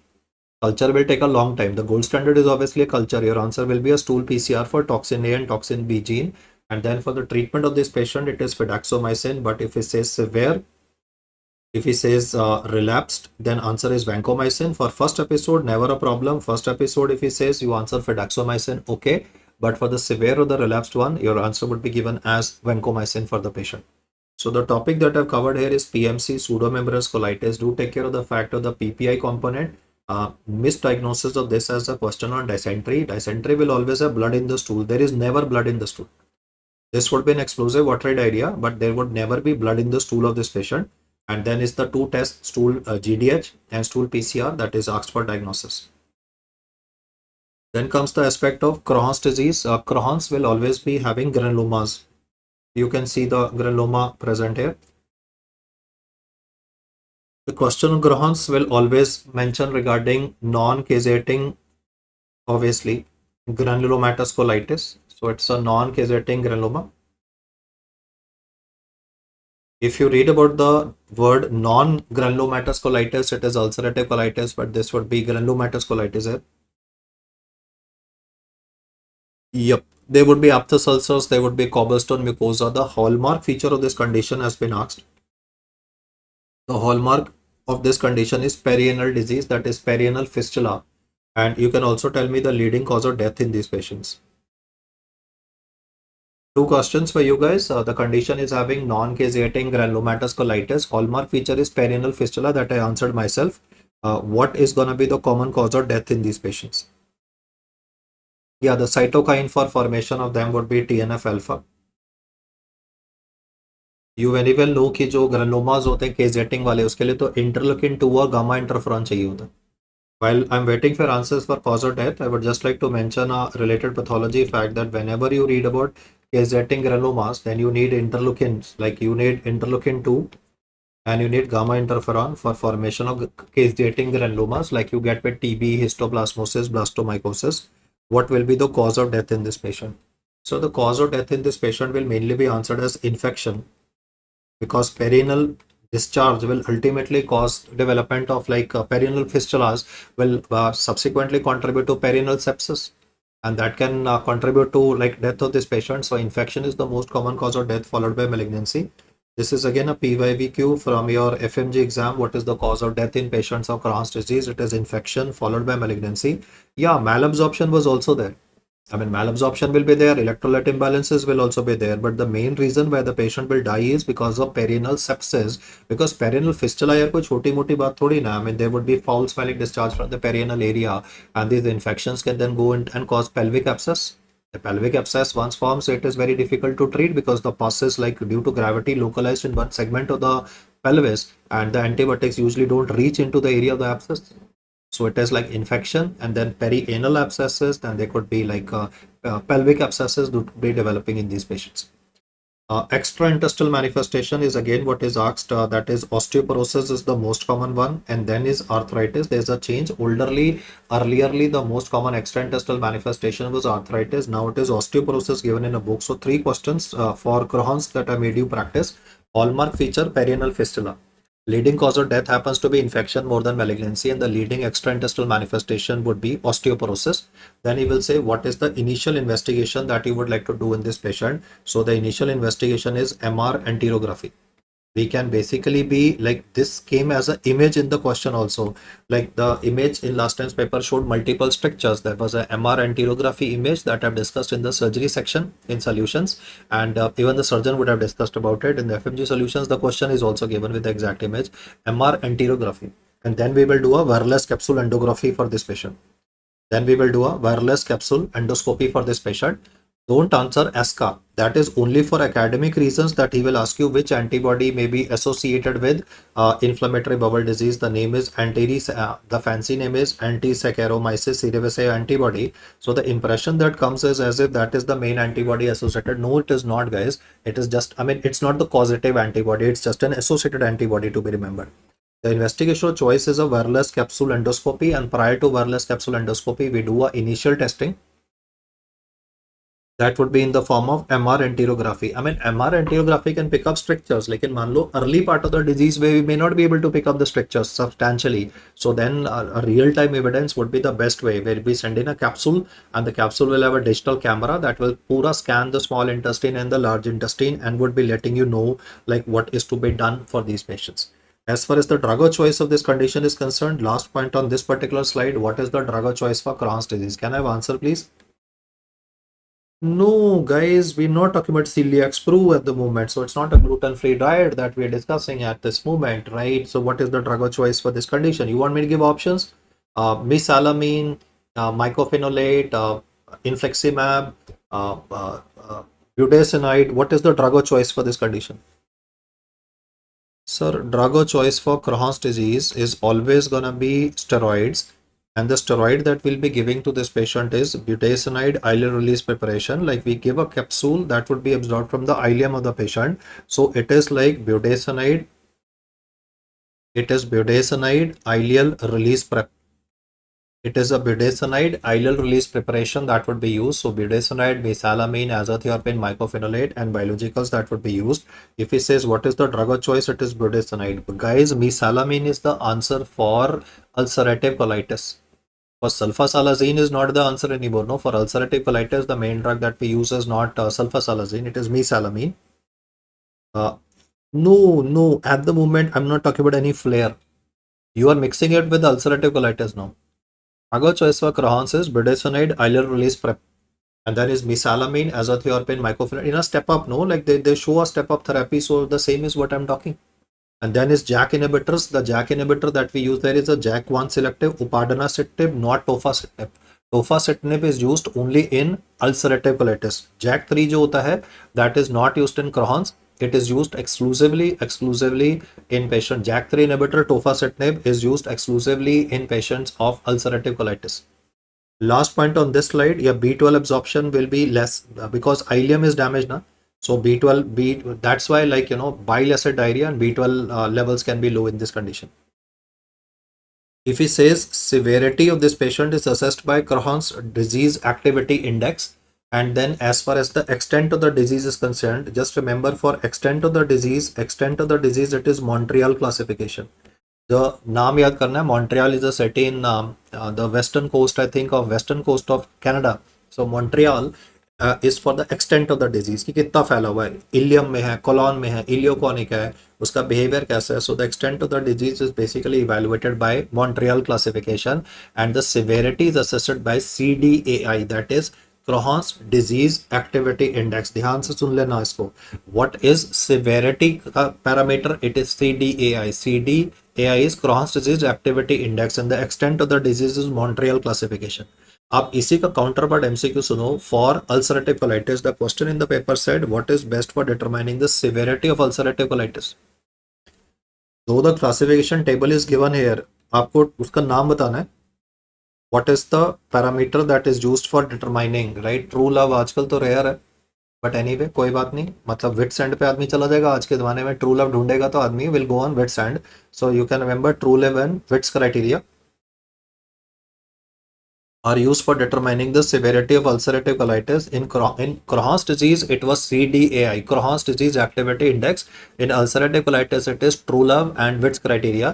And if he says the word extent of the disease, तो extent of the disease दोनों में same है. It is Montreal classification that is used in both of them.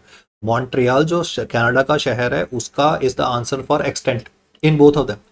But when it says severity of the disease, then severity in Crohn's is CDAI, and in ulcerative colitis it is true loves and Witt criteria, where we will check for like kitne loose stools hue and were they having blood, what is the ESR values, hemoglobin values, because these patients would be having inflammation, no? So ESR will be elevated, CRP may be positive, and hemoglobin might be low in these patients also. The presentation is that of bloody diarrhea with investigation being colonoscopy, and drug of choice is mesalamine. The drug of choice for this condition is mesalamine.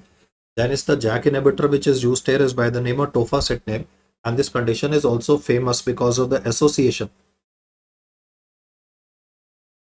Then the अभी छोड़ो, अभी झूठे प्यार का time नहीं है, अभी पढ़ लो भाई. Then an association that they love to ask about this condition of ulcerative colitis is associated with a patient having jaundice. तो jaundice का जो association है that is primary sclerosing cholangitis. And the antibody which is common, which is like seen in both ulcerative colitis as well as in patients of primary sclerosing cholangitis is P-ANCA. So do take care of the fact that primary sclerosing cholangitis is more commonly associated with ulcerative colitis. And what is the presentation? Well, it's a sclerosing cholangitis, so there would be jaundice developing in a patient. So don't be surprised if he talks about jaundice, and that too obstructive jaundice. That too obstructive jaundice in a patients of ulcerative colitis, that is because of association with P-ANCA to be remembered. Yeah, I mean, वो तो बहुत rare बात हो गई ना कि diagnosis नहीं बना तो lead pipe colon can be developed, featureless colon, hostrations would be lost, but that's a very very late feature, unlikely to be seen nowadays. That's given classically in books, but yeah, lead pipe can be seen in these patients.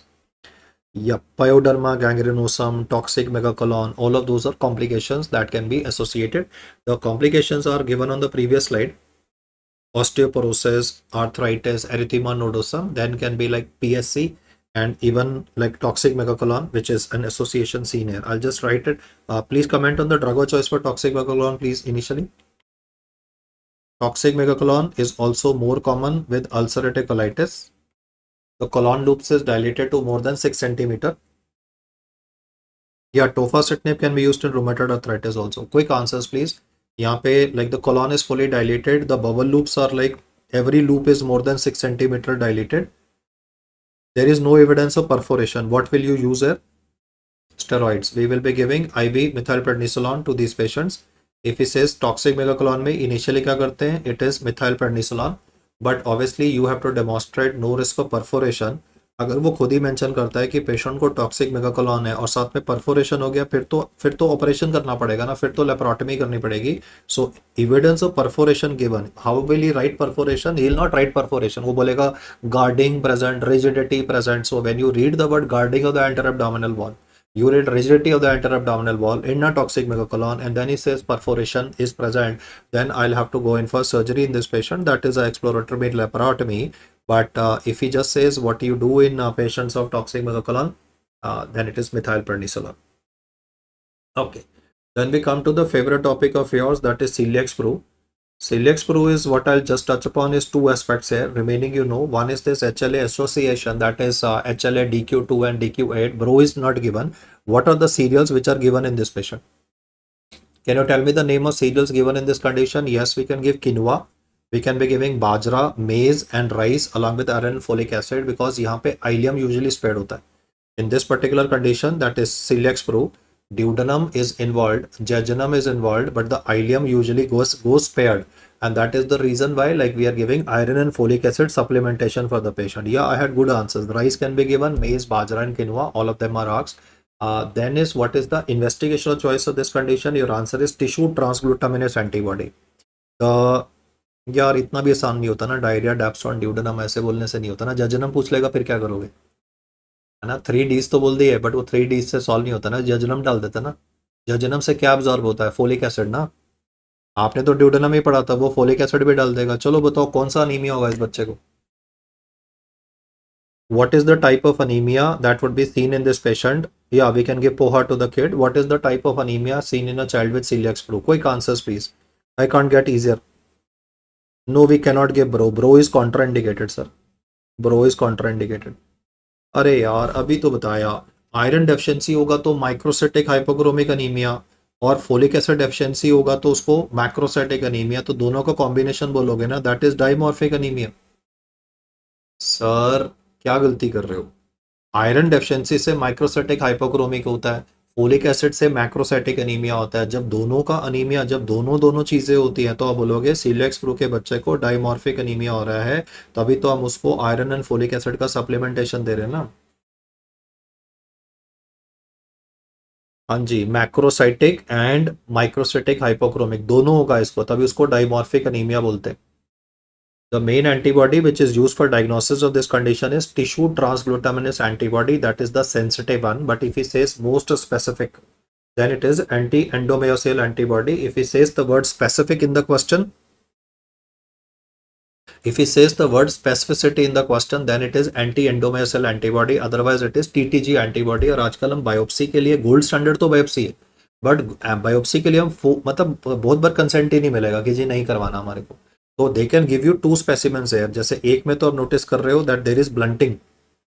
In one of the report you can notice that there is the blunting of the villi, and in the second one you can notice that there is a regeneration of the villi. So obviously, like, the guy was subjected to stopping the bro cereals, और bro cereals अगर stop कर दिए थे तो उसके बाद में regeneration of the villi is happening. So in case you read about blunting followed by regeneration, that's gonna be the classical presentation, and that helps you actually analyze the disease also. So blunting versus regeneration is what I've highlighted, and then the next aspect would be कि इनमें complications क्या क्या हो सकते हैं. So complications are 3: type 1 diabetes, dermatitis herpetiformis and enteropathy associated T cell lymphoma. Can quickly comment regarding what is the cause of death in these patients.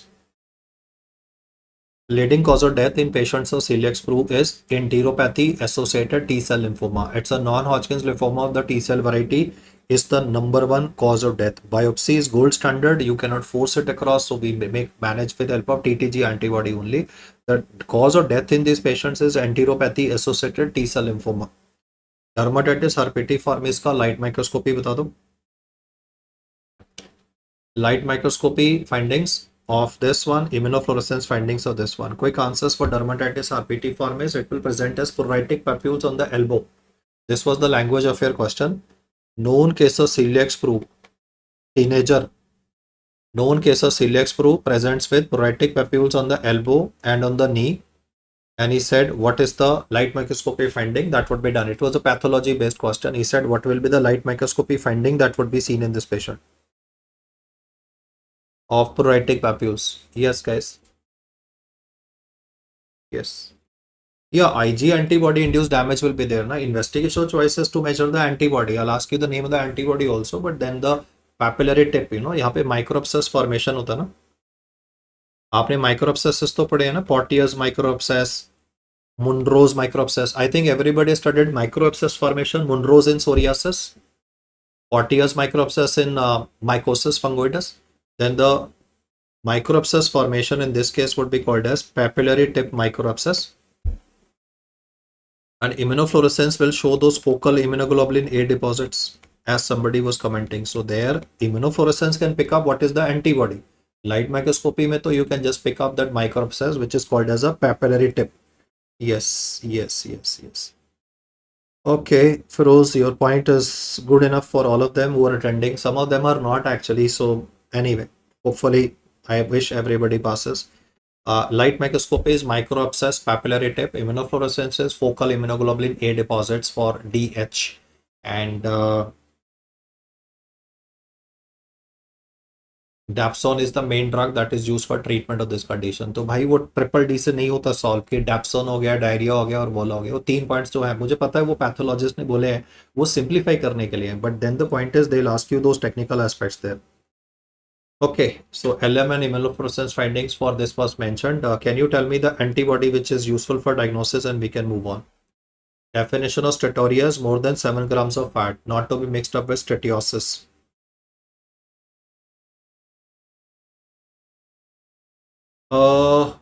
Yeah, the antibody which is used for diagnosis of this condition is anti-epidermal transglutaminase antibody.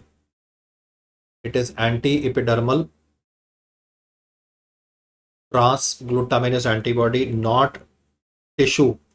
It is epidermal transglutaminase antibody that would be helpful in diagnosis of this condition.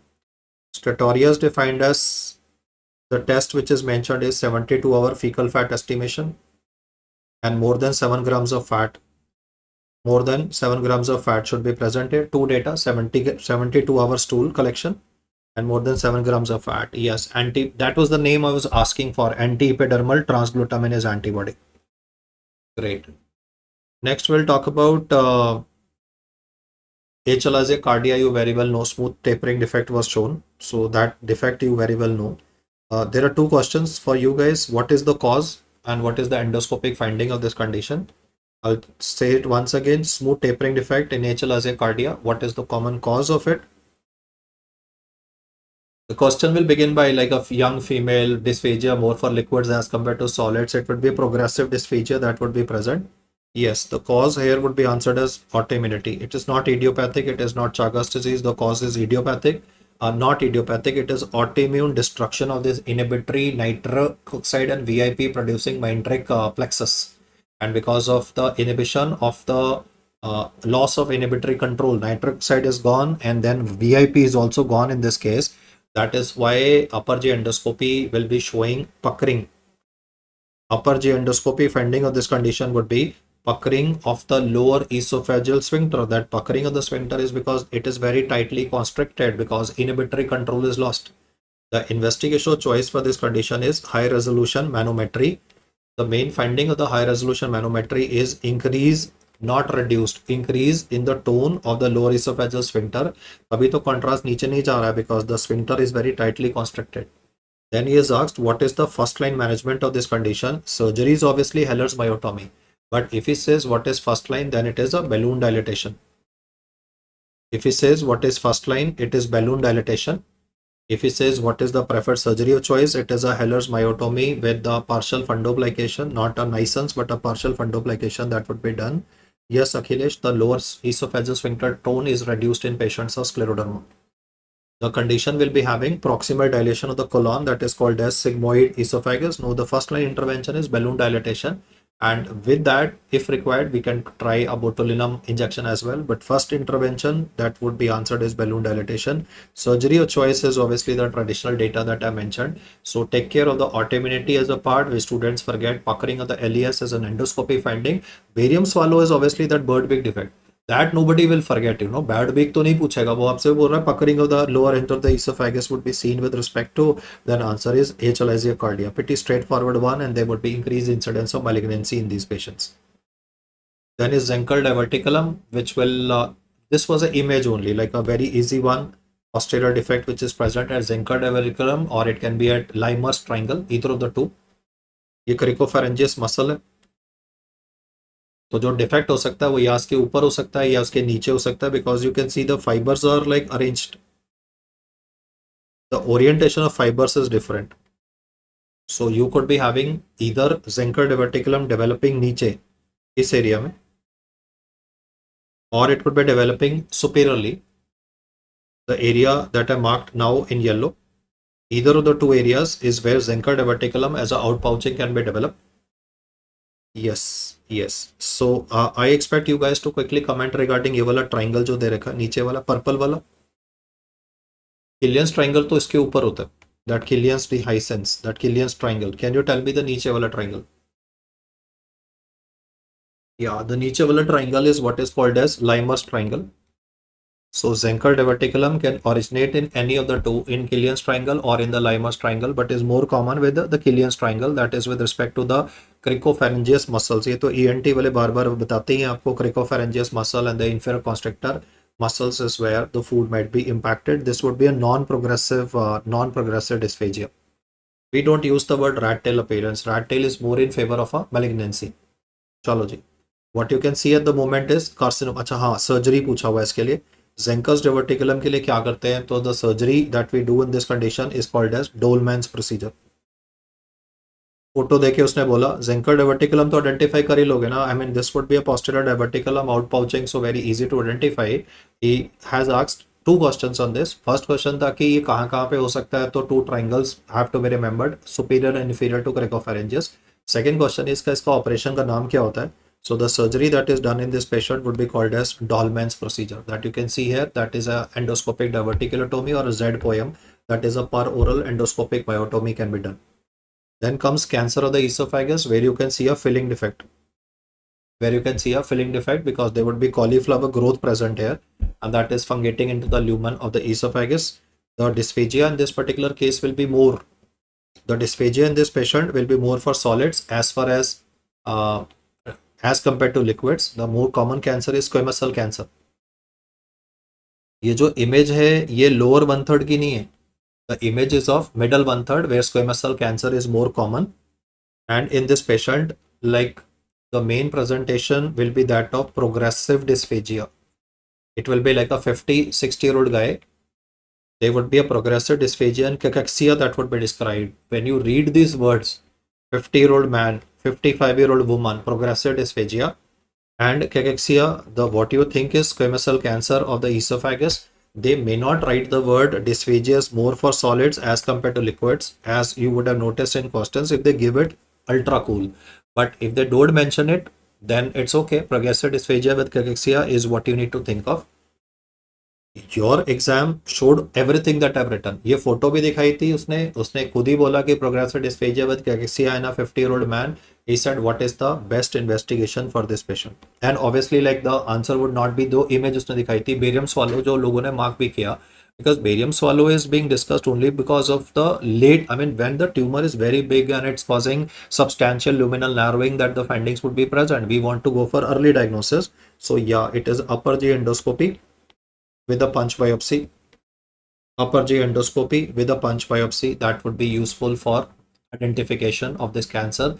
And adenocarcinoma जो होता है उसमें आता है वो rat tail वाला appearance जो आप पूछ रहे थे. तो rat tail जो irregular filling defect है, that is with respect to adenocarcinoma, that is seen in the lower 1/3 where irregular filling defect would be present. The word rat tail is not appropriate, guys. What is appropriate is barium study shows a irregular filling defect. Cancer will always be having irregular margins. So irregular filling defect. The next image is again a very standard one, that would be diffuse esophageal spasm, where you can see the corkscrew appearance. Yeah, adenocarcinoma will be in the lower 1/3 of the esophagus. This would be a corkscrew appearance. That would be seen for DES, that is diffuse esophageal spasm. This is an idiopathic condition. If he says what is the investigational choice for this condition? Yes, guys, what is the investigational choice for this condition, please? Yeah, the investigational choice would be a high resolution manometry, esophageal manometry. High resolution esophageal manometry would be the main investigation that would be used for diagnosis of this condition. Pretty resistant to treatment, we will be using anxiolytics, calcium channel blockers, and benzodiazepines for these patients. Okay, the manifestation of this can be esophageal angina. One more question, he said which condition is called as esophageal angina? क्योंकि esophagus इतना जोर से contract करेगा कि वो अपना खुद का ही blood supply compromise कर देगा. In diffuse esophageal spasm, it contracts with so much of force, it squeezes its own blood supply. So that would be esophageal angina as a presentation. So jackhammer esophagus is taken care of. Next is a question for you guys.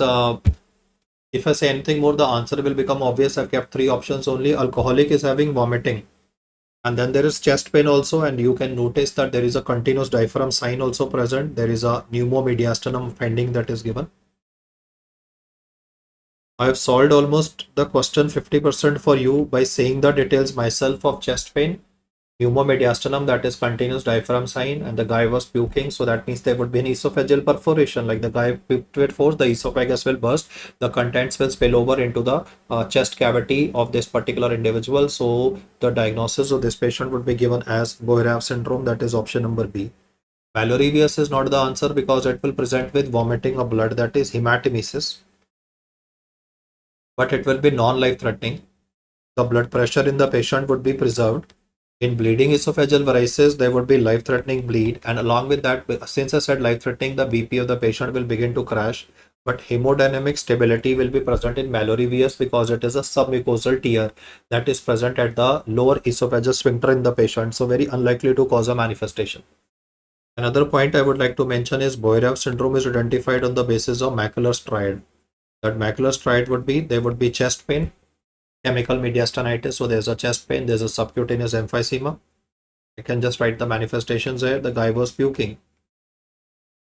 The puking resulted in perforation of the esophagus.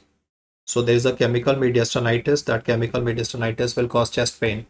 And because the air of the esophagus will now escape into the soft tissues of the chest, so there would be a development of subcutaneous emphysema, or he might give you any finding on pneumomediastinum. So don't rely only on like subcutaneous emphysema. He might mention in the form of any like pneumomediastinum finding. The radiological one was what I had described here. So macular striae helps you identify Boerhaave. So this was mainly like a standard question that comes up. And bleeding varices, well, we'll have to go for massive blood transfusion for resuscitation and use octreotide in the patient. Spot diagnosis, you can see gas under the diaphragm. You can see GOD, gas under diaphragm. The question was, what is the cause of this presentation? The answer is HVO, that HVP, hollow viscous perforation. This is, yeah, peritonitis, exactly. The gas under diaphragm indicates pneumoperitoneum. In the MCQ, it was like, what is the cause of this, why it is occurring? So the answer is given as hollow viscous perforation. And most of the time, this hollow viscous perforation is a duodenal ulcer. It's an anterior duodenal ulcer that will perforate.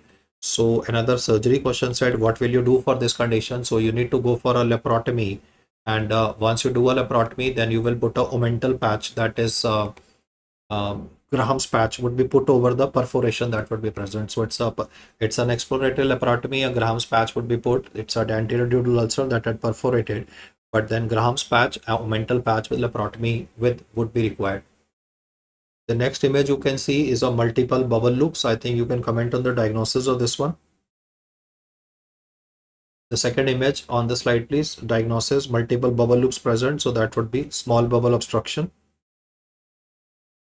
No, this is not congenital diaphragmatic hernia.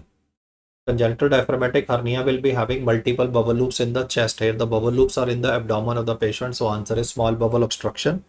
And then the question, yeah, we can do H. pylori testing for these patients also. I mean, the cause of this is H. pylori.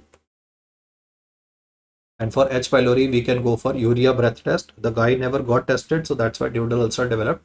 Otherwise, urea breath test would help us identify In fact, the arrow is not appropriate. H. pylori is identified on the basis of urea breath test, and then subsequently antibiotics should have been started because the guy never got treated. He ended up with an anterodural ulcer. I still had an opportunity. We could have done an endoscopy, but like the ulcer perforated. So that's where the problem of pneumoperitoneum had developed. Leading cause of small bowel obstruction. Yeah. Okay. I'll tell you paralytic ileus and large bowel obstruction. Then I'll tell you paralytic ileus. The cause of this would be additions. It is additions from any previous surgery that can cause a small bowel obstruction. The next image is showing only hostration. So this is large bowel obstruction. Yeah. Large bowel obstruction is primarily because of malignancy.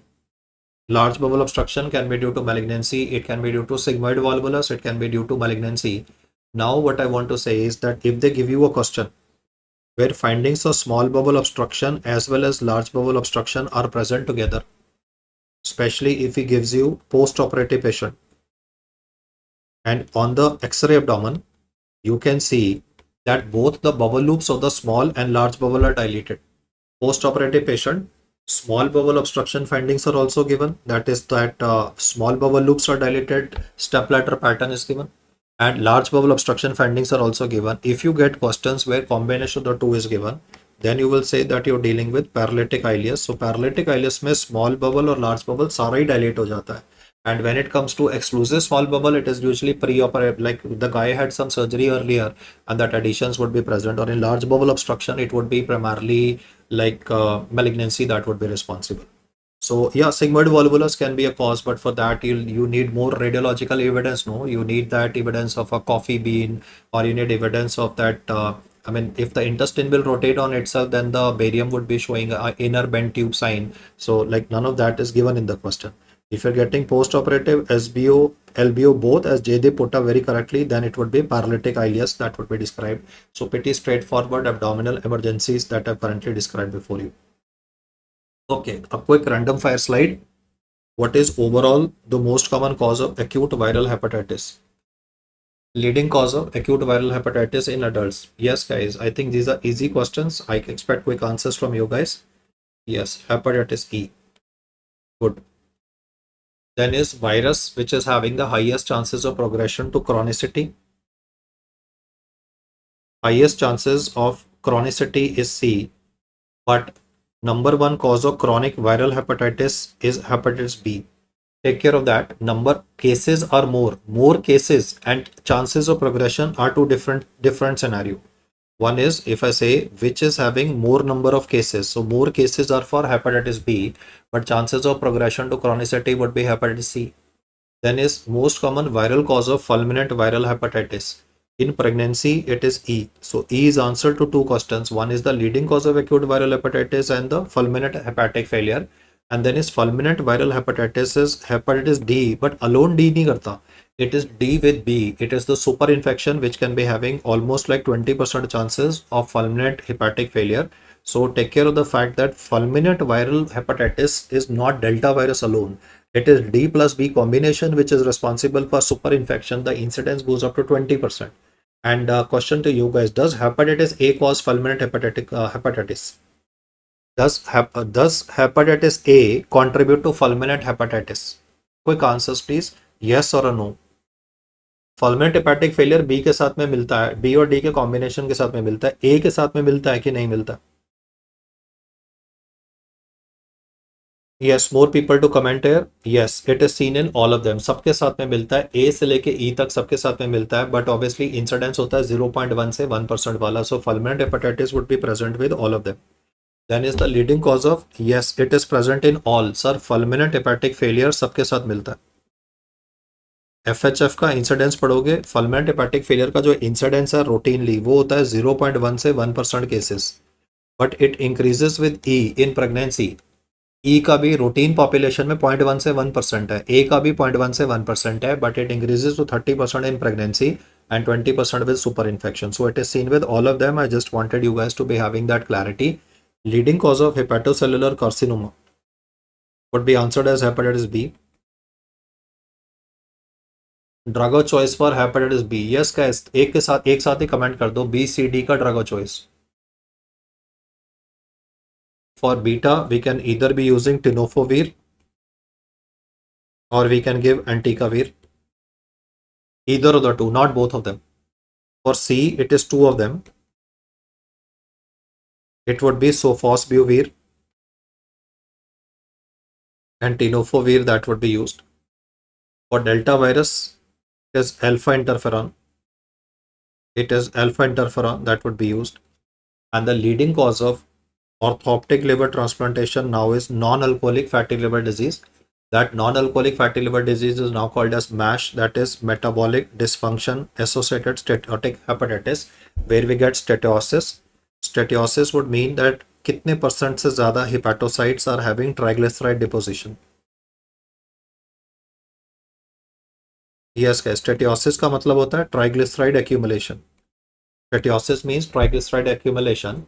So in MASH, that is MASH का मतलब होता है metabolic dysfunction associated steatotic hepatitis. How much percentage of hepatocytes will be having the triglyceride?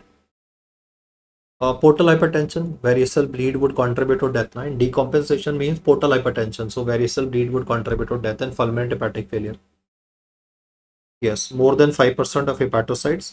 अगर 5% से ज़्यादा hepatocytes को triglyceride accumulation होता है, then we call it steatosis, that is MASH, which is metabolic dysfunction.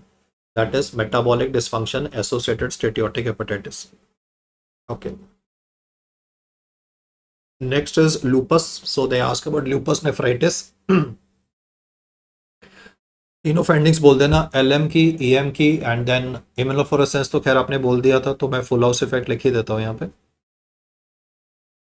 Lupus nephritis is the common cause of death. Yes guys. Quick answers please. LM finding is, the LM finding would be wire loop lesions. The light microscopy finding of lupus is wire loop lesions. The full house effect would be present. Then is gonna be the electron microscopy, that is subendothelial deposits would be present. Subendothelial deposits would be present. Yes, so three of them, LM, EM, and then immunofluorescence. Lupus is both type 2 and type 3, but single best answer for immune complex is type 3 hypersensitivity. Must have criteria for diagnosis of lupus would be antinuclear antibody positive, ANA more than 1/80 titer, antinuclear antibody more than 1:80 titer is what you read for must have criteria for antinuclear antibody. What is the most common body system involved in this case? Then he will mention like photosensitivity and like butterfly rash initially, but it is musculoskeletal system that is most commonly involved.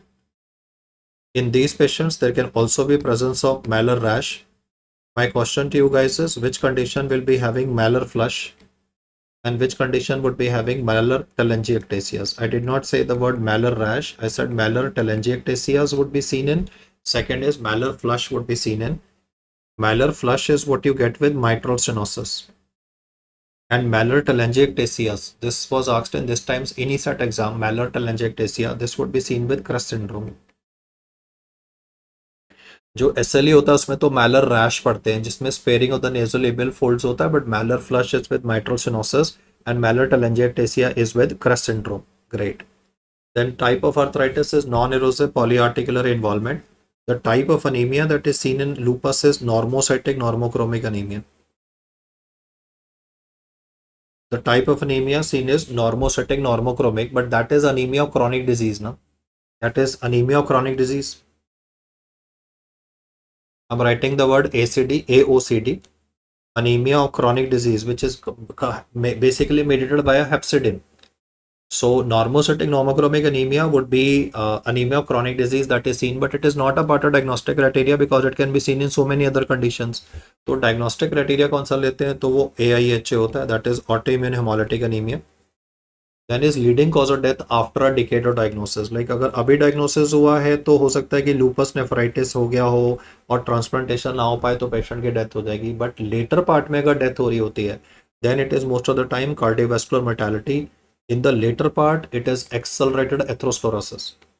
In the later part, it is accelerated atherosclerosis. But if he says in the first decade of diagnosis, then it would be lupus nephritis. So what I've done is just focus on those questions which have been very simple and very straightforward for lupus, including the kidney involvement, which happens to be lupus nephritis. Yes, the diagnostic criteria I've already gone through in the main video, so no need of doing that diagnostic criteria again. It's the facts which are to be remembered. Okay, then is the images that can be given. So at least try to remember one for today, polka dot. That polka dot in the nucleus, I mean just a cell hoga, polka dot in the nucleus is that anti-centromere antibody that is found in CREST syndrome, and nucleolar pattern that would be जैसे ये cell है उसके अंदर nucleus है, and the bigger pattern would be there in green. That nucleolar pattern is for anti-SCL70 for that topoisomerase antibody. So speckled pattern, if it is given, that's different. It is polka dot versus the nucleolar pattern, which you need, because some question they'll mention these words now, nucleolar, polka dot, presence. So then polka dot is where you get this anti-centromere, and if it is nucleolar, then it is anti-SCL70, that is topoisomerase antibody. If you read the homogeneous pattern, it is for double-stranded DNA. Here the nucleus is like uniformly green. Now, I'm not drawing green, I'm drawing blue, but here you can see a uniformly homogeneous appearance. That is for double-stranded antibody, double-stranded DNA antibody, which is helpful in diagnosis of the patient. That's a diffuse pattern, nucleolar pattern, polka dot pattern, and then is the speckled pattern, which is shown superiorly. But then at least the three, if you remember, then the last one that is left is the anti-RNP antibody for mixed connective tissue disorder. Yes, I do support exactly, but we're banned, right? And nowadays, अब मैं फिर से बोलूंगा, और पिछले chat में भी बोला था भाई, टीचरों को उठा लेते है ना, कि आप जी प्रमोट कर रहे हो ये सारी चीजों को. ओके, चलो मूविंग अहेड. स्क्लेरोडर्मा. ठीक है, तो let's keep ourselves restricted to theory at the moment and talk about all these things after the exam. अभी एग्जाम देना. Okay, so scleroderma, the investigational choice would be anti-topoisomerase antibody. As already explained to you multiple times, I spoke about it yesterday also. And then is the buzzwords which would be given in the question. The buzzwords in the question would be: one, he will begin by describing a female with Raynaud's phenomenon. Then जो creases वाले यहाँ पे transverse creases होते हैं उनका loss हो जाएगा. So he will himself say the word sclerodactyly. And then the word would be tendon friction rub. Whenever you read a question that describes the following manifestations, Raynaud's, sclerodactyly, tendon friction rubs, you are thinking in terms of scleroderma. Then he will lead you to pulmonary artery hypertension, which is the cause of death.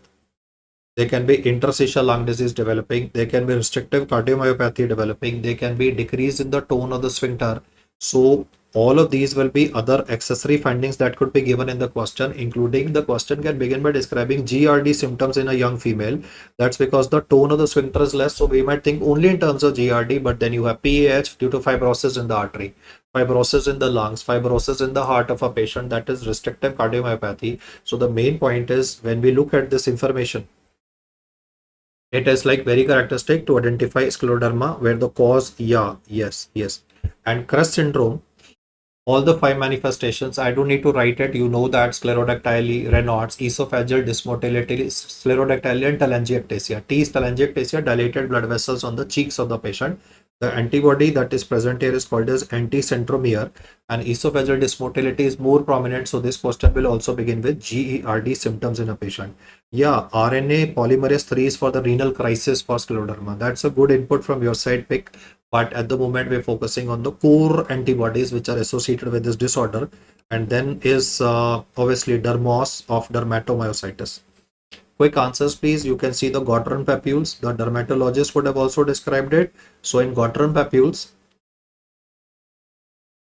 and the shawl sign that can be seen, the V sign that can be seen, the heliotrope rash that can be seen. Can you comment on the antibody that is seen in dermatomyositis? I think अब तो सोते हुए में भी ये बता दोगे कि कौन सी एंटीबॉडी डर्मेटोमायोसाइटिस के साथ एसोसिएटेड होती है. I will wait for your answers here. Yeah, the V sign is present. There's a heliotrope rash. There is Gottron papules which are present. Perifascicular atrophy is present. What would be the antibody present here? Yeah, anti-MI2. तो यहाँ पे short and sweet. Mission Impossible याद कर लेना. MI2 antibody. Along with this, because of the myositis component, because patient will be complaining of difficulty in climbing stairs, so we will have to do CK levels in a patient, that is CKMM. and then there is increased risk of ovarian cancer. Patients with dermatomyositis can have malignancy risk increase, that is increased risk of ovarian cancer. The question will begin by describing female having difficulty in climbing stairs. He may say the word Gower sign, but Gower sign is what you read with Duchene's muscular dystrophy. Here it will not be a child, it is a woman. It is 25 years old woman, and the 25-year-old woman is having a Gower sign present. So that is a dermatomyositis ka myositis component. Then is elevated CPK-MB, the heliotrope rash, the malignancy association. O is for Gottron papules and S is for Scholl sign. So if you read a young boy, 10 years of age, and having a Gower sign, then you think in terms of Duchene's. If I say a 20-year-old boy with Gower sign, I will think in terms of Becker's muscular dystrophy. I'll write it for the sake of completion. 10-year-old boy, presence of Gower, and CKMM levels are elevated, Duchene's muscular dystrophy. If I see a later presentation, 25-year-old guy, Gabber, I'm like 25 पे Duchene's तो survive नहीं करेगा ना, they usually die by 25 years of age. यहाँ पे 25 पे Gabber sign का presentation आया है, then the answer would be clinically Duchene's muscular dystrophy and clinically Becker's muscular dystrophy, and CKMM would anyway be elevated because skeletal muscle is affected. So Gabber sign पढ़ के just check out the gender and the age of presentation in a person as well. And like Duchene's, I did not mention at 25 because most patients would be dying at that particular point of time. So Gawar in an adult patient and in a female patient with other findings. Obviously, I'm not saying alone Gawar sign. It is like, and Gawar sign, देखो classically, the classical medical teaching is, neurology teaching is Gawar sign is only for Duchene's. But because they put up this question in the exam, I don't know why. I'll repeat this again. Classical neurology textbook always say the fact that Gawar sign is seen with Duchene's muscular dystrophy, khatam. But in your paper, they put a Gawar sign for a female. So I had to mention that, you know, maybe he's trying to talk about, what he's trying to say is that if there is gonna be climbing upward, right, कि वो सीढ़ियाँ चढ़ने में difficulty हो रही है, जमीन से ऊपर उठने में डिफिकल्टी हो रही है, एंड लाइक खासकर जैसे कि you know when you and me have to get up from the ground, our हमारे हिप जॉइंट के मसल्स तो बिल्कुल नॉर्मल है, getting up then there is never a problem. But on the other hand अगर हम बात करें एक बच्चे की, यू नो 4 से 10 साल के बीच में, और उसमें रिकरेंट फॉल्स भी प्रेजेंट है और उसमें उठने की भी दिक्कत हो रही है, that is when dermatomyositis is the what is to be answered. तो आई थिंक ये तो थोड़ा इजी हो जाता है ये वाले क्वेश्चंस. चलो लास्ट दो कर लेते हैं, क्विक आंसर्स कर देना मुझे. मिक्स्ड कनेक्टिव टिश्यू डिसऑर्डर पे लास्ट टाइम जब मैंने पूछा था तो लोगों ने गलत आंसर किया था, तो आप फटाफट से कमेंट करो मिक्स्ड कनेक्टिव टिश्यू डिसऑर्डर में कौन सी एंटीबॉडी प्रेजेंट होगी. साथ में एक ही कमेंट में दोनों साथ में कर देना. Second comment I want is कि जिस पेशेंट को न्यूरोसाइकेट्रिक मैनिफेस्टेशंस ऑफ एसएलई, उसमें भी आर वाली एंटीबॉडी होती है, तो आर वाली एंटीबॉडीज फटाफट से बोलो, बिकॉज अदरवाइज उसमें एरर्स आने शुरू हो जाते हैं. So mix connected tissue disorder की एंटीबॉडी, मैंने 50% लिख भी दिया, U1, and then would be RNP, जिसका नाम क्या हो जाएगा, ribonucleoprotein antibody. RNP जो है वो है ribonucleoprotein antibody, and that is U1 RNP ना, that is ribonucleoprotein antibody is like the main antibody which is useful for diagnosis. और कौन सी R वाली जो एंटीबॉडी है वो SLE के लिए यूज करी जाती है, न्यूरोसाइकेट्रिक मैनिफेस्टेशन, डिप्रेशन के लिए, साइकोसिस के लिए. देन क्या बोलोगे, फॉर डिप्रेशन और साइकोसिस the antibody that we use would be, हाँ हाँ बोलो भाई फटाफट से. एक राइबोन्यूक्लियोप्रोटीन हो गया और एक हो गया एंटी राइबोसोमल प्री एंटीबॉडी. दोनों नाम मिलते जुलते होते हैं ना, तो वहां पे एरर हो जाता है. I hope I was able to clarify this before you. Great guys, ribosomal pre antibody और फिर राइबोन्यूक्लियोप्रोटीन एंटीबॉडी. बाकी मिक्स कनेक्टेड टिश्यू डिसऑर्डर में तो फीचर्स होंगे ना, एसएलई होगा, स्क्लेरोडर्मा होगा, पॉलीमायोसाइटिस प्रेजेंट होगा. तो basically like it is the antibodies which are to be remembered.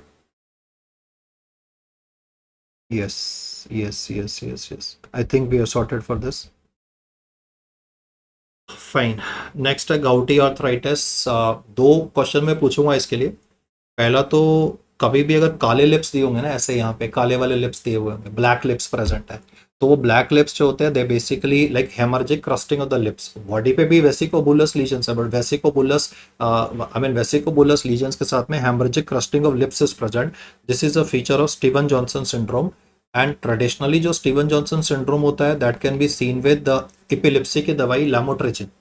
But last time जो आपके एग्जाम में उसने पूछा वो बेसिकली उसने सारी एपिलेप्सी की दवाइयां ही मेंशन कर दी, लैमोट्रेजिन, लेफ्टेरिसेटाम And what I want to tell you is allopurinol can also contribute to development of Steven-Johnson syndrome in a patient. So one hemorrhagic crusting of lips. अगर मैं zoom in करूँ तो होठ काले हो गए ना, होठों से bleeding हो रही है. So that is hemorrhagic crusting of lips. That is a presentation that is seen with SJS. That is Steven-Johnson syndrome in a patient. Then इसके साथ वाली जो इमेज है उस पर आप देख रहे हो यूरिक एसिड का डिपोजिशन है. दैट यूरिक एसिड का deposition is what is called as tophi, right? TOPHI, uric acid deposition on the skin, that would be called as tophi. That is uric acid accumulation. हाँ जी, allopurinol. Great, great. I'm having good answers. The presentation is that of podologia. जब हमने joint aspiration किया तो उसमें negatively birefringent crystals मिल रहे हैं. Whenever you read the word positive birefringent crystals, whenever you read the word positively birefringent crystals, that is calcium pyrophosphate. And whenever you read about negatively birefringent crystals in polarized microscopy, that would be monosodium urate के crystals. Exactly. उसने बोला किस चीज के crystals हैं, तो लोगों ने यूरिक एसिड मार्कआउट किया. आपको यूरिक एसिड मार्कआउट नहीं करना है. It is MSUD, it is monosodium urate के क्रिस्टल्स का डिपोजिशन. सो गाउट में किस चीज के क्रिस्टल्स का डिपोजिशन होता है? It is monosodium urate crystals which are deposited, which will contribute to development of podologia. And then the question will mention about these triggers like thiazides, ATT, alcohol binge, non-vegetarian food. Those are the triggers which will contribute to, I mean, all questions here will usually begin with a male. Normally rheumat के सारे question female से शुरू होते हैं, यहाँ पे male से चालू हो जाएगा. And then the clinical manifestation are like, obviously वो podologia नहीं लिखेगा, वो बोलेगा fever with difficulty in ambulation, pain at the base of the big toe. And what will be the investigation choice for this condition? Then it will be joint aspiration. That joint aspiration will be revealing presence of those crystals which are needle shaped in microscopy, light microscopy. And then on a polarized microscopy, there would be negative birefringence that is present. So joint aspiration shows needle shaped crystals. There would be a turbid, पूरा कहानी सुनाएगा, turbid fluid present, neutrophils present. Like he will try to make it sound like septic arthritis. But the moment you read about these needle shaped crystals, you read about polarized microscopy showing negative birefringence, you know that you are dealing with acute gouty arthritis. And then he will say क्या इलाज करोगे? So your answer is indomethacin, and then we give colchicine also. Initial answer for the patient is indomethacin, और indomethacin के बाद में second जो दवाई इसको देते हैं, that is gonna be colchicine. So there are two medicines that we are using, but we will not be using allopurinol for this patient. Allopurinol is for chronic gout. It is indomethacin, and subsequently it is colchicine that would be used. Pharma से colchicine का MOA please देख लेना, microtubule assembly पे break लगाता है. मैं यहाँ पे MT लिख रहा हूँ. Basically it will put inhibition of microtubule assembly, which is important for like cell mitosis and cell aggressive growth. And colchicine inhibits microtubule assembly. Like that's the basic point of remember. Indomethacin is anyway gonna be inhibiting prostaglandin production, so we'll take care of the pain component. But indomethacin is the main drug that we can use. Aspirin को use कर सकते हैं तो या नहीं कर सकते हैं, तो मोर देन 2 ग्राम्स पे यूरिक एसिड को ये लूज कराता है यूरिन में. So aspirin more than 2 grams will be uricosuric. लेकिन लो डोज एस्पिरिन, अगर वो बोलता है लो डोज एस्पिरिन, तो low dose aspirin is a trigger. इसको याद रख लेना. एस्पिरिन अगर सीधा लिखा होगा तो बोलना ट्रिगर है, पर अगर डोज मेंशन्ड है दैट इज मोर देन 2, क्योंकि नॉर्मली तो जैसे हम देते हैं तो एस्पिरिन लो डोज देते हैं ना, हार्ट डिजीज को प्रिवेंट करने के लिए, कॉर्नरी आर्टरी डिजीज वालों को, MI को रोकने के लिए. तो low dose aspirin is a trigger for development of gout in a patient. It is a trigger for development of gout in a patient, but aspirin more than 2 grams is uricosuric. And allopurinol is contraindicated, obviously. It is used in chronic gout. Febuxostat is also used in management of chronic gout in a patient. So these are like couple of aspects which I wanted to say from the rheumat perspective for this condition. Yeah, thiazides तो can mention इतना trigger was thiazide. Hypertension with thiazides, antitubercular drugs में pyrazinamide, alcohol binge with non-veg are the common triggers which would be responsible. So we are having good answers at the moment, and let's now focus on the last thing for today, that is the ABG analysis. तो आपने quick answers बोलने हैं. I think you all know the rules. और ABG पे last time questions थे, pH and PCO2 are going in उल्टा direction. So I think all of these questions में first two में pH and PCO2 are going ulta. So the answer in both of these situations would be respiratory acidosis. pH and PCO2 both are going ulta, so both would be respiratory acidosis. I think I've solved the question half for you. Can I have answers please? Bicarbonate of the patient is normal. अगर ये normal होता है, अगर ये normal होता है तो क्या बोलोगे? आप बोलोगे अनकॉम्पेंसेटेड. if it is if it is gonna be if it is gonna be normal तो आप बोलोगे uncompensated respiratory acidosis. and in case the question is mentioning regarding bicarbonate जो है अगर वो बढ़ा हुआ आ रहा है, if is gonna be saying कि bicarbonate का वैल्यू बढ़ना शुरू हो गया है, that means compensation process चालू हो गया, that would be partially compensated respiratory acidosis in a patient. So very simple straightforward questions guys. I mean आपको देखते ही 5 सेकंड में एनालिसिस हो जाता है, and most of the time he will give you a scenario of acute exacerbation of chronic bronchitis. Comment करना chat box में acute exacerbation of chronic bronchitis का first line intervention क्या होता है? What is the first line intervention in acute exacerbation of chronic bronchitis? ABG की report में तो वो एनालिसिस नहीं पूछता ना, है ना, वो आपसे ये पूछेगा कि भाई इसमें करेंगे क्या. Yes yes we will use NIV. ये रिपोर्ट जो है ये तो आपको एनालाइज करनी है, ये आंसर नहीं है क्वेश्चन का. ये तो बहुत सिंपल सी बात है कि भाई एक्यूट एक्सेसरबेशन ऑफ क्रॉनिक ब्रोंकाइटिस हो रहा है, एबीजी की रिपोर्ट तो आप एनालाइज कर लोगे. वो बोलेगा कि इनका मैनेजमेंट क्या करोगे, तो ऑब्वियसली आपको एनआईवी देना है, that is non invasive ventilation. उसके साथ में क्या देंगे तो लाबा, उसके साथ में क्या देंगे तो लामा, उसके साथ में क्या देंगे तो inhaled corticosteroids would be given to this patient. And inhaled corticosteroids से पहले देने से यहाँ पे आईवी स्टेरॉइड्स पे देंगे, दैट इज आईवी हाइड्रोकोर्टिसोन और management of this patient. So acute exacerbation chronic bronchitis में एबीजी तो एक बहाना है, अनकॉम्पेंसेटेड या पार्शियली कॉम्पेंसेटेड वाला. वो भाई आपसे ये पूछेगा कि तुम इसमें करोगे क्या, तो it is NIV LABA LABA and IV hydrocortisone that will be used for exacerbation in this patients. Yes. Now is the last report जो कि ट्रीटमेंट के बाद आएगी.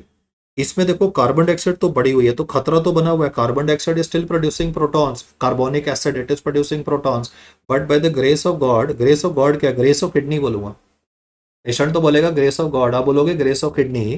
किडनी ने बाइकार्बोनेट की मात्रा बढ़ा दी, तो बाइकार्बोनेट की मात्रा बढ़ जाएगी तो यहाँ पे जो पीएच है वो नॉर्मल हो जाएगा ना, तो उसको हम क्या बोलेंगे, उसको बोलेंगे fully compensated respiratory acidosis. So the last report है that is because you were successfully able to treat the patient and that is why the chap landed up in fully compensated respiratory acidosis. देखना क्या है respiratory acidosis question में, bicarbonate की value क्या दे रखी है. अगर वो नॉर्मल है तो बोलना अनकॉम्पेंसेटेड, अगर वो बढ़नी शुरू हो गई तो बोलना पार्शियली कॉम्पेंसेटेड, और जब पीएच नॉर्मल हो गया तो fully compensated. Extreme right hand side he will never ask you. Extreme right hand side he will never ask you, because if pH is normal, what is there to ask, man? You will immediately tell na CO2 is elevated, that means it is respiratory acidosis. So they will ask you the first two entries which are written in color blue at the moment, which is gonna be a partially compensated versus a uncompensated respiratory acidosis. The logic is bicarbonate in a respiratory acidosis MCQ if it is normal. Kidney is saying okay man, I'll help you, wait a second. And if the bicarbonate starts rising, तो kidney ने मदद कर दिया है. So that's why the bicarbonate values are beginning to rise. So I'll say partially compensated. Good answers there. I'm liking that you're using short forms like FCRNA, PCRNA. Those are the kind of technical things that the doctors are supposed to use. I have solved the question by rating acute tubular necrosis. Can I have quick answers now? I don't want compensation. I want simple answer. All three answers are becoming less, less, less. Yes, guys. pH is less, PCO2 is less, and bicarbonate is also less. If all three are less, room criteria to be used here, what will be your interpretations? Everybody in the chat, hit the comment button together. This is ultra cool. Kidney, whenever is damaged, would always be having metabolic acidosis. That is all that you need to remember. And another aspect, if they want to ask you, वो बोलेगा कि what is the compensation of metabolic acidosis? So compensation of metabolic acidosis is कुछ small breathing. That will cause CO2 washout ना, इसको कुछ small breathing होगी. The answer is metabolic acidosis. But with compensated what? There will be a hyperventilation developing in this guy. The hyperventilation will be causing a CO2 washout. CO2 is less in the guy. Just use English. Compensation में तो उल्टा करना होता है. Metabolic acidosis का उल्टा English MNR and acidosis to alkalosis. Compensation is worked out. But I said, yeah, I mean, check out the CO2. कुछ small breathing is happening in this patient. That is the reason why the CO2 of this guy is washed out. That is why the CO2 of this guy is washed out. Okay. This I have already discussed. This would be respiratory acidosis.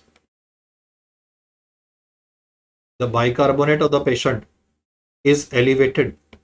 It is elevated thanks to the kidney, so partially compensated. उसी को अलग तरीके से लिख सकते हैं, respiratory acidosis with compensated metabolic alkalosis, because bicarbonate is rising ना, so with compensated metabolic alkalosis. ये जो मैंने दोनों बातें बोली ये एक ही बात है, whether say respiratory acidosis partially compensated, whether I say the word respiratory acidosis partially compensated or I say the word respiratory acidosis with compensated metabolic alkalosis, they both mean the same only. Now, what is the compensation happening? Ulta, metabolic alkalosis. You can see bicarbonate in the patient is rising. Normal values are 20 to 26. Is this clear, guys? Just a quick yes or a no or a thumbs up in the chat. I hope you are able to get a hang of this. Both of them basically mean the same only. And why did I say partially compensated bicarbonate is rising? Rise of bicarbonate क्या करता है? Metabolic alkalosis. Is that clear, guys? Okay, cool. So easy ones. Okay, Ji. Great. Moving to the next one. There are two more to go and we are done for today. pH and PCO2 are going ulta. The pH of the patient is more and the PCO2 is less. So this would be ulta, respiratory alkalosis. Respiratory alkalosis. And now बस मेरी help कर देना. Bicarbonate is not normal ना, it is lesser. तो क्या बोलना चाहोगे? Uncompensated? Or would you like to say partially compensated? Write PC or UC in the MCQ. Either PC or UC in the MCQ. Yes, guys. Spike in comments. Is it partially compensated? Is it uncompensated? Bicarbonate is, yeah, with compensate. Very good. This is partially compensated. If anybody had any issues, मैं यहाँ दूसरे colour से लिख रहा हूँ. Suppose in this MCQ bicarbonate was normal, then this would have been answered as uncompensated respiratory alkalosis. Suppose same values in the question, and if the bicarbonate value was normal, then I would have said uncompensated, and this is partially compensated respiratory alkalosis. इसी को दूसरे तरीके से लिख रहा हूँ. Some MCQs may not write like this. They may say respiratory alkalosis with compensated metabolic acidosis. That is why bicarbonate कम हो गया ना. बाइकार्बोनेट लेस का मतलब क्या होता है? Metabolic acid. बाइकार्बोनेट नॉर्मल होता है 20 से 26, लेस हो गया तो metabolic acidosis in a patient. So both of these statements will basically mean the same. And yes, finally I can come to the last scenario. I think you guys love to answer this. Chronic vomiting in a case of CHPS neonate. ये तो वैसे ही solve हो जाएगा यार. Vomiting हो रहा है ना, तो loss of acid from the body होगा. Loss of acid from the body होगा. तो यहाँ पे वो क्या सुनना चाहता है? तो वो सुनना चाहता है कि पहले तो इसको hypochloremic because the guy is puking, hypokalemic because the guy is puking. You lose potassium, you lose chloride. So hypokalemic metabolic alkalosis is the presentation that they want to hear with paradoxical aciduria. This report you can solve by English only. If somebody will vomit, then you lose acid from the body, so you get a metabolic alkalosis. And you can see the alkalosis here. Bicarbonate is more, and even the pH of the patient is elevated. So that tells me it's metabolic alkalosis. The statement is hypokalemic metabolic alkalosis with paradoxical aciduria for this situation. And if I say compensation is ultimately respiratory acidosis for this guy. Very good, very good. I think I'm getting the good hang of this. You guys are getting a good hang of this. Okay, ji, fine. Quickly tell me the fluid of choice for metabolic alkalosis. Yeah, what is the fluid of choice for metabolic alkalosis? Waiting for answers. हाँ देखो, क्योंकि normal है ना तो अनकॉम्पेंसेटेड बोलेंगे अभी. And then if it will rise, then we will say it is partially. If you say is it compensated or not, I'll say uncompensated because PCO2 is normal at the moment. It will start rising very soon. Okay. Yeah, normal saline, exactly. The fluid of choice for this guy is normal saline. If he says what is the fluid of choice for metabolic acidosis, then it is ringer lactate. And if he says what is the complication normal saline excess, the normal saline जब ज़्यादा दे देंगे किसी patient को, तो normal saline ज़्यादा देने से metabolic acidosis करा देंगे. When normal saline is the antidote of metabolic alkalosis, ना. So it is, if you give excess, then it causes metabolic acidosis. I repeat that again. Normal saline is the treatment of metabolic alkalosis. तो logically देखो acidosis करता होगा, ज़्यादा दे दोगे तो metabolic acidosis trigger कर देगा. 3 questions have been covered. Fluid of choice for metabolic alkalosis. Fluid of choice for metabolic acidosis, and then normal saline excess causes metabolic acidosis in a patient. Chalo ji, last slide for today. Most reliable auscultatory finding of lobar pneumonia. We will be talking about curve 65 score here. Curve 65 score is used to treat or identify pneumonia. From the perspective of OPD basis treatment, if the score is 0 to 1, it is OPD basis. If it is 2, then it is IPD basis treatment. Yes, it is not crepitations. I think I've explained that. I'll say this once again. The most reliable auscultatory finding of pneumonia is bronchial breathing. In all of these patients, there would be fever, fast breathing, and bronchial breathing and auscultation given. You will check for the following parameters. Is the patient having confusion or disorientation in time, space, and person? Blood urea nitrogen, respiratory rate, blood pressure values, and age of the patient. If any of these are present, confusion, 1, respiratory rate, blood pressure, age, curve 65 score. If the score is 0 to 1, it is oral antibiotics that would be given. Most of the time it would be amoxicillin with azithromycin. But for IVT treatment, it would be IV respiratory fluoroquinolones. In your PYQ, you would have noticed that the score was 2. Like the patient was 70 years of age, he was having confusion. The respiratory rate of the patient was more than 30 per minute.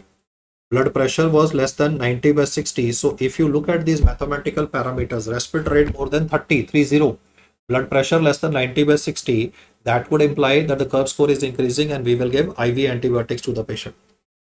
Which organism can cause both typical and atypical pneumonia? Very good. Bronchial breathing, fluoroquinolones have come up with the correct answer. Which organism can cause both atypical as well as typical pneumonia? The answer is Legionella pneumophila. And Legionella pneumophila always causes SIADH. So the only MCQ of your exam in pneumonia topic that will be having sodium values to be less will be SIADH. Sodium value will be Legionella pneumophila, hyponatremia would be present. Leading cause of community acquired pneumonia is pneumococcus. Leading cause of ventilator associated pneumonia. I leave it to you guys. Can I have answers, please? Leading cause of ventilator associated pneumonia. Yes, guys. भाई ये सारे answer तो करो, इसके answer करे बिना थोड़ी ना इनफ हो जाएगा. Leading cause of ventilator associated pneumonia would be Pseudomonas aeruginosa. Otherwise, it is pneumococcus, and also in ventilator associated pneumonia, it can be Acinetobacter. Good, good, good. No, guys, first answer is Pseudomonas. That is why I wrote it like this, and then is Acinetobacter. Antibiotic a choice for Pseudomonas, please. Antibiotic a choice for Pseudomonas, please. Coverage, meropenem. If he says the word hospital acquired pneumonia, or if he says the word nosocomial pneumonia, HAP, then it is Staph aureus. And the antibiotic that we use for Staph aureus would be linezolid. Hospital acquired pneumonia is after how many hours of hospital admission? That is after 48 hours of hospital admission. That would be hospital acquired pneumonia. Okay, guys. Last question from my side for this one today. Cystic fibrosis is having a defect in chromosome 7. The question will always talk about recurrent pneumonia and will also talk about steatorrhea. The test that we use in this condition is obviously sweat chloride, but he'll say which is the mutation, which is the amino acid which is deleted. So the mutation is F508, the deletion is of phenylalanine at chromosome number 7, and the organisms or the answers for recurrent pneumonia will change. If he says due to defect in CFTR gene in a patient, yes, the gene defective is CFTR. Less than 10 years of age, what is the organism responsible? Then your answer is Staph aureus. After 10 years, because of recurrent hospitalizations, it is Pseudomonas. And one drug which is useful for management of cystic fibrosis.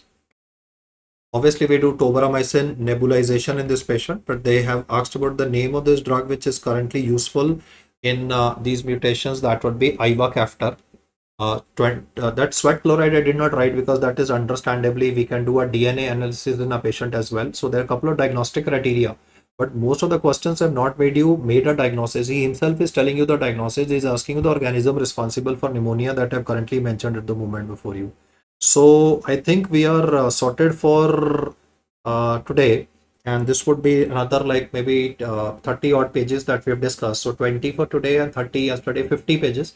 So if you look at the data, we started in lab 1 with about 200 pages, then we nailed down to lab 2 in 100 pages, and now curtailed down to 50 pages. So I think that is very much doable. I mean, I'll repeat that again. We started with how much? We started with a data of 200 pages initially. That was lab 1. Then we scaled down to 3 days revision of approximately like 100 pages, and then we scaled down to 50 pages. So that's what I've tried to do: concise, condense, and make it more high yield.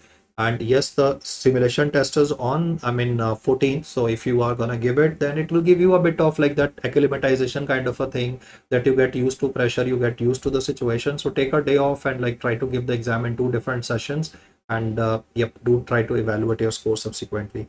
So with this, we're done for today, guys. Thank you so much, and I wish you the very best for a great career ahead. So this was, I think, the last interaction that I had from academic perspective for this batch, and it was really fun interacting with you guys. You are a brilliant bunch of guys, energetic, boisterous chaps, and I've been trying to, get your attention and try to get you study and focus.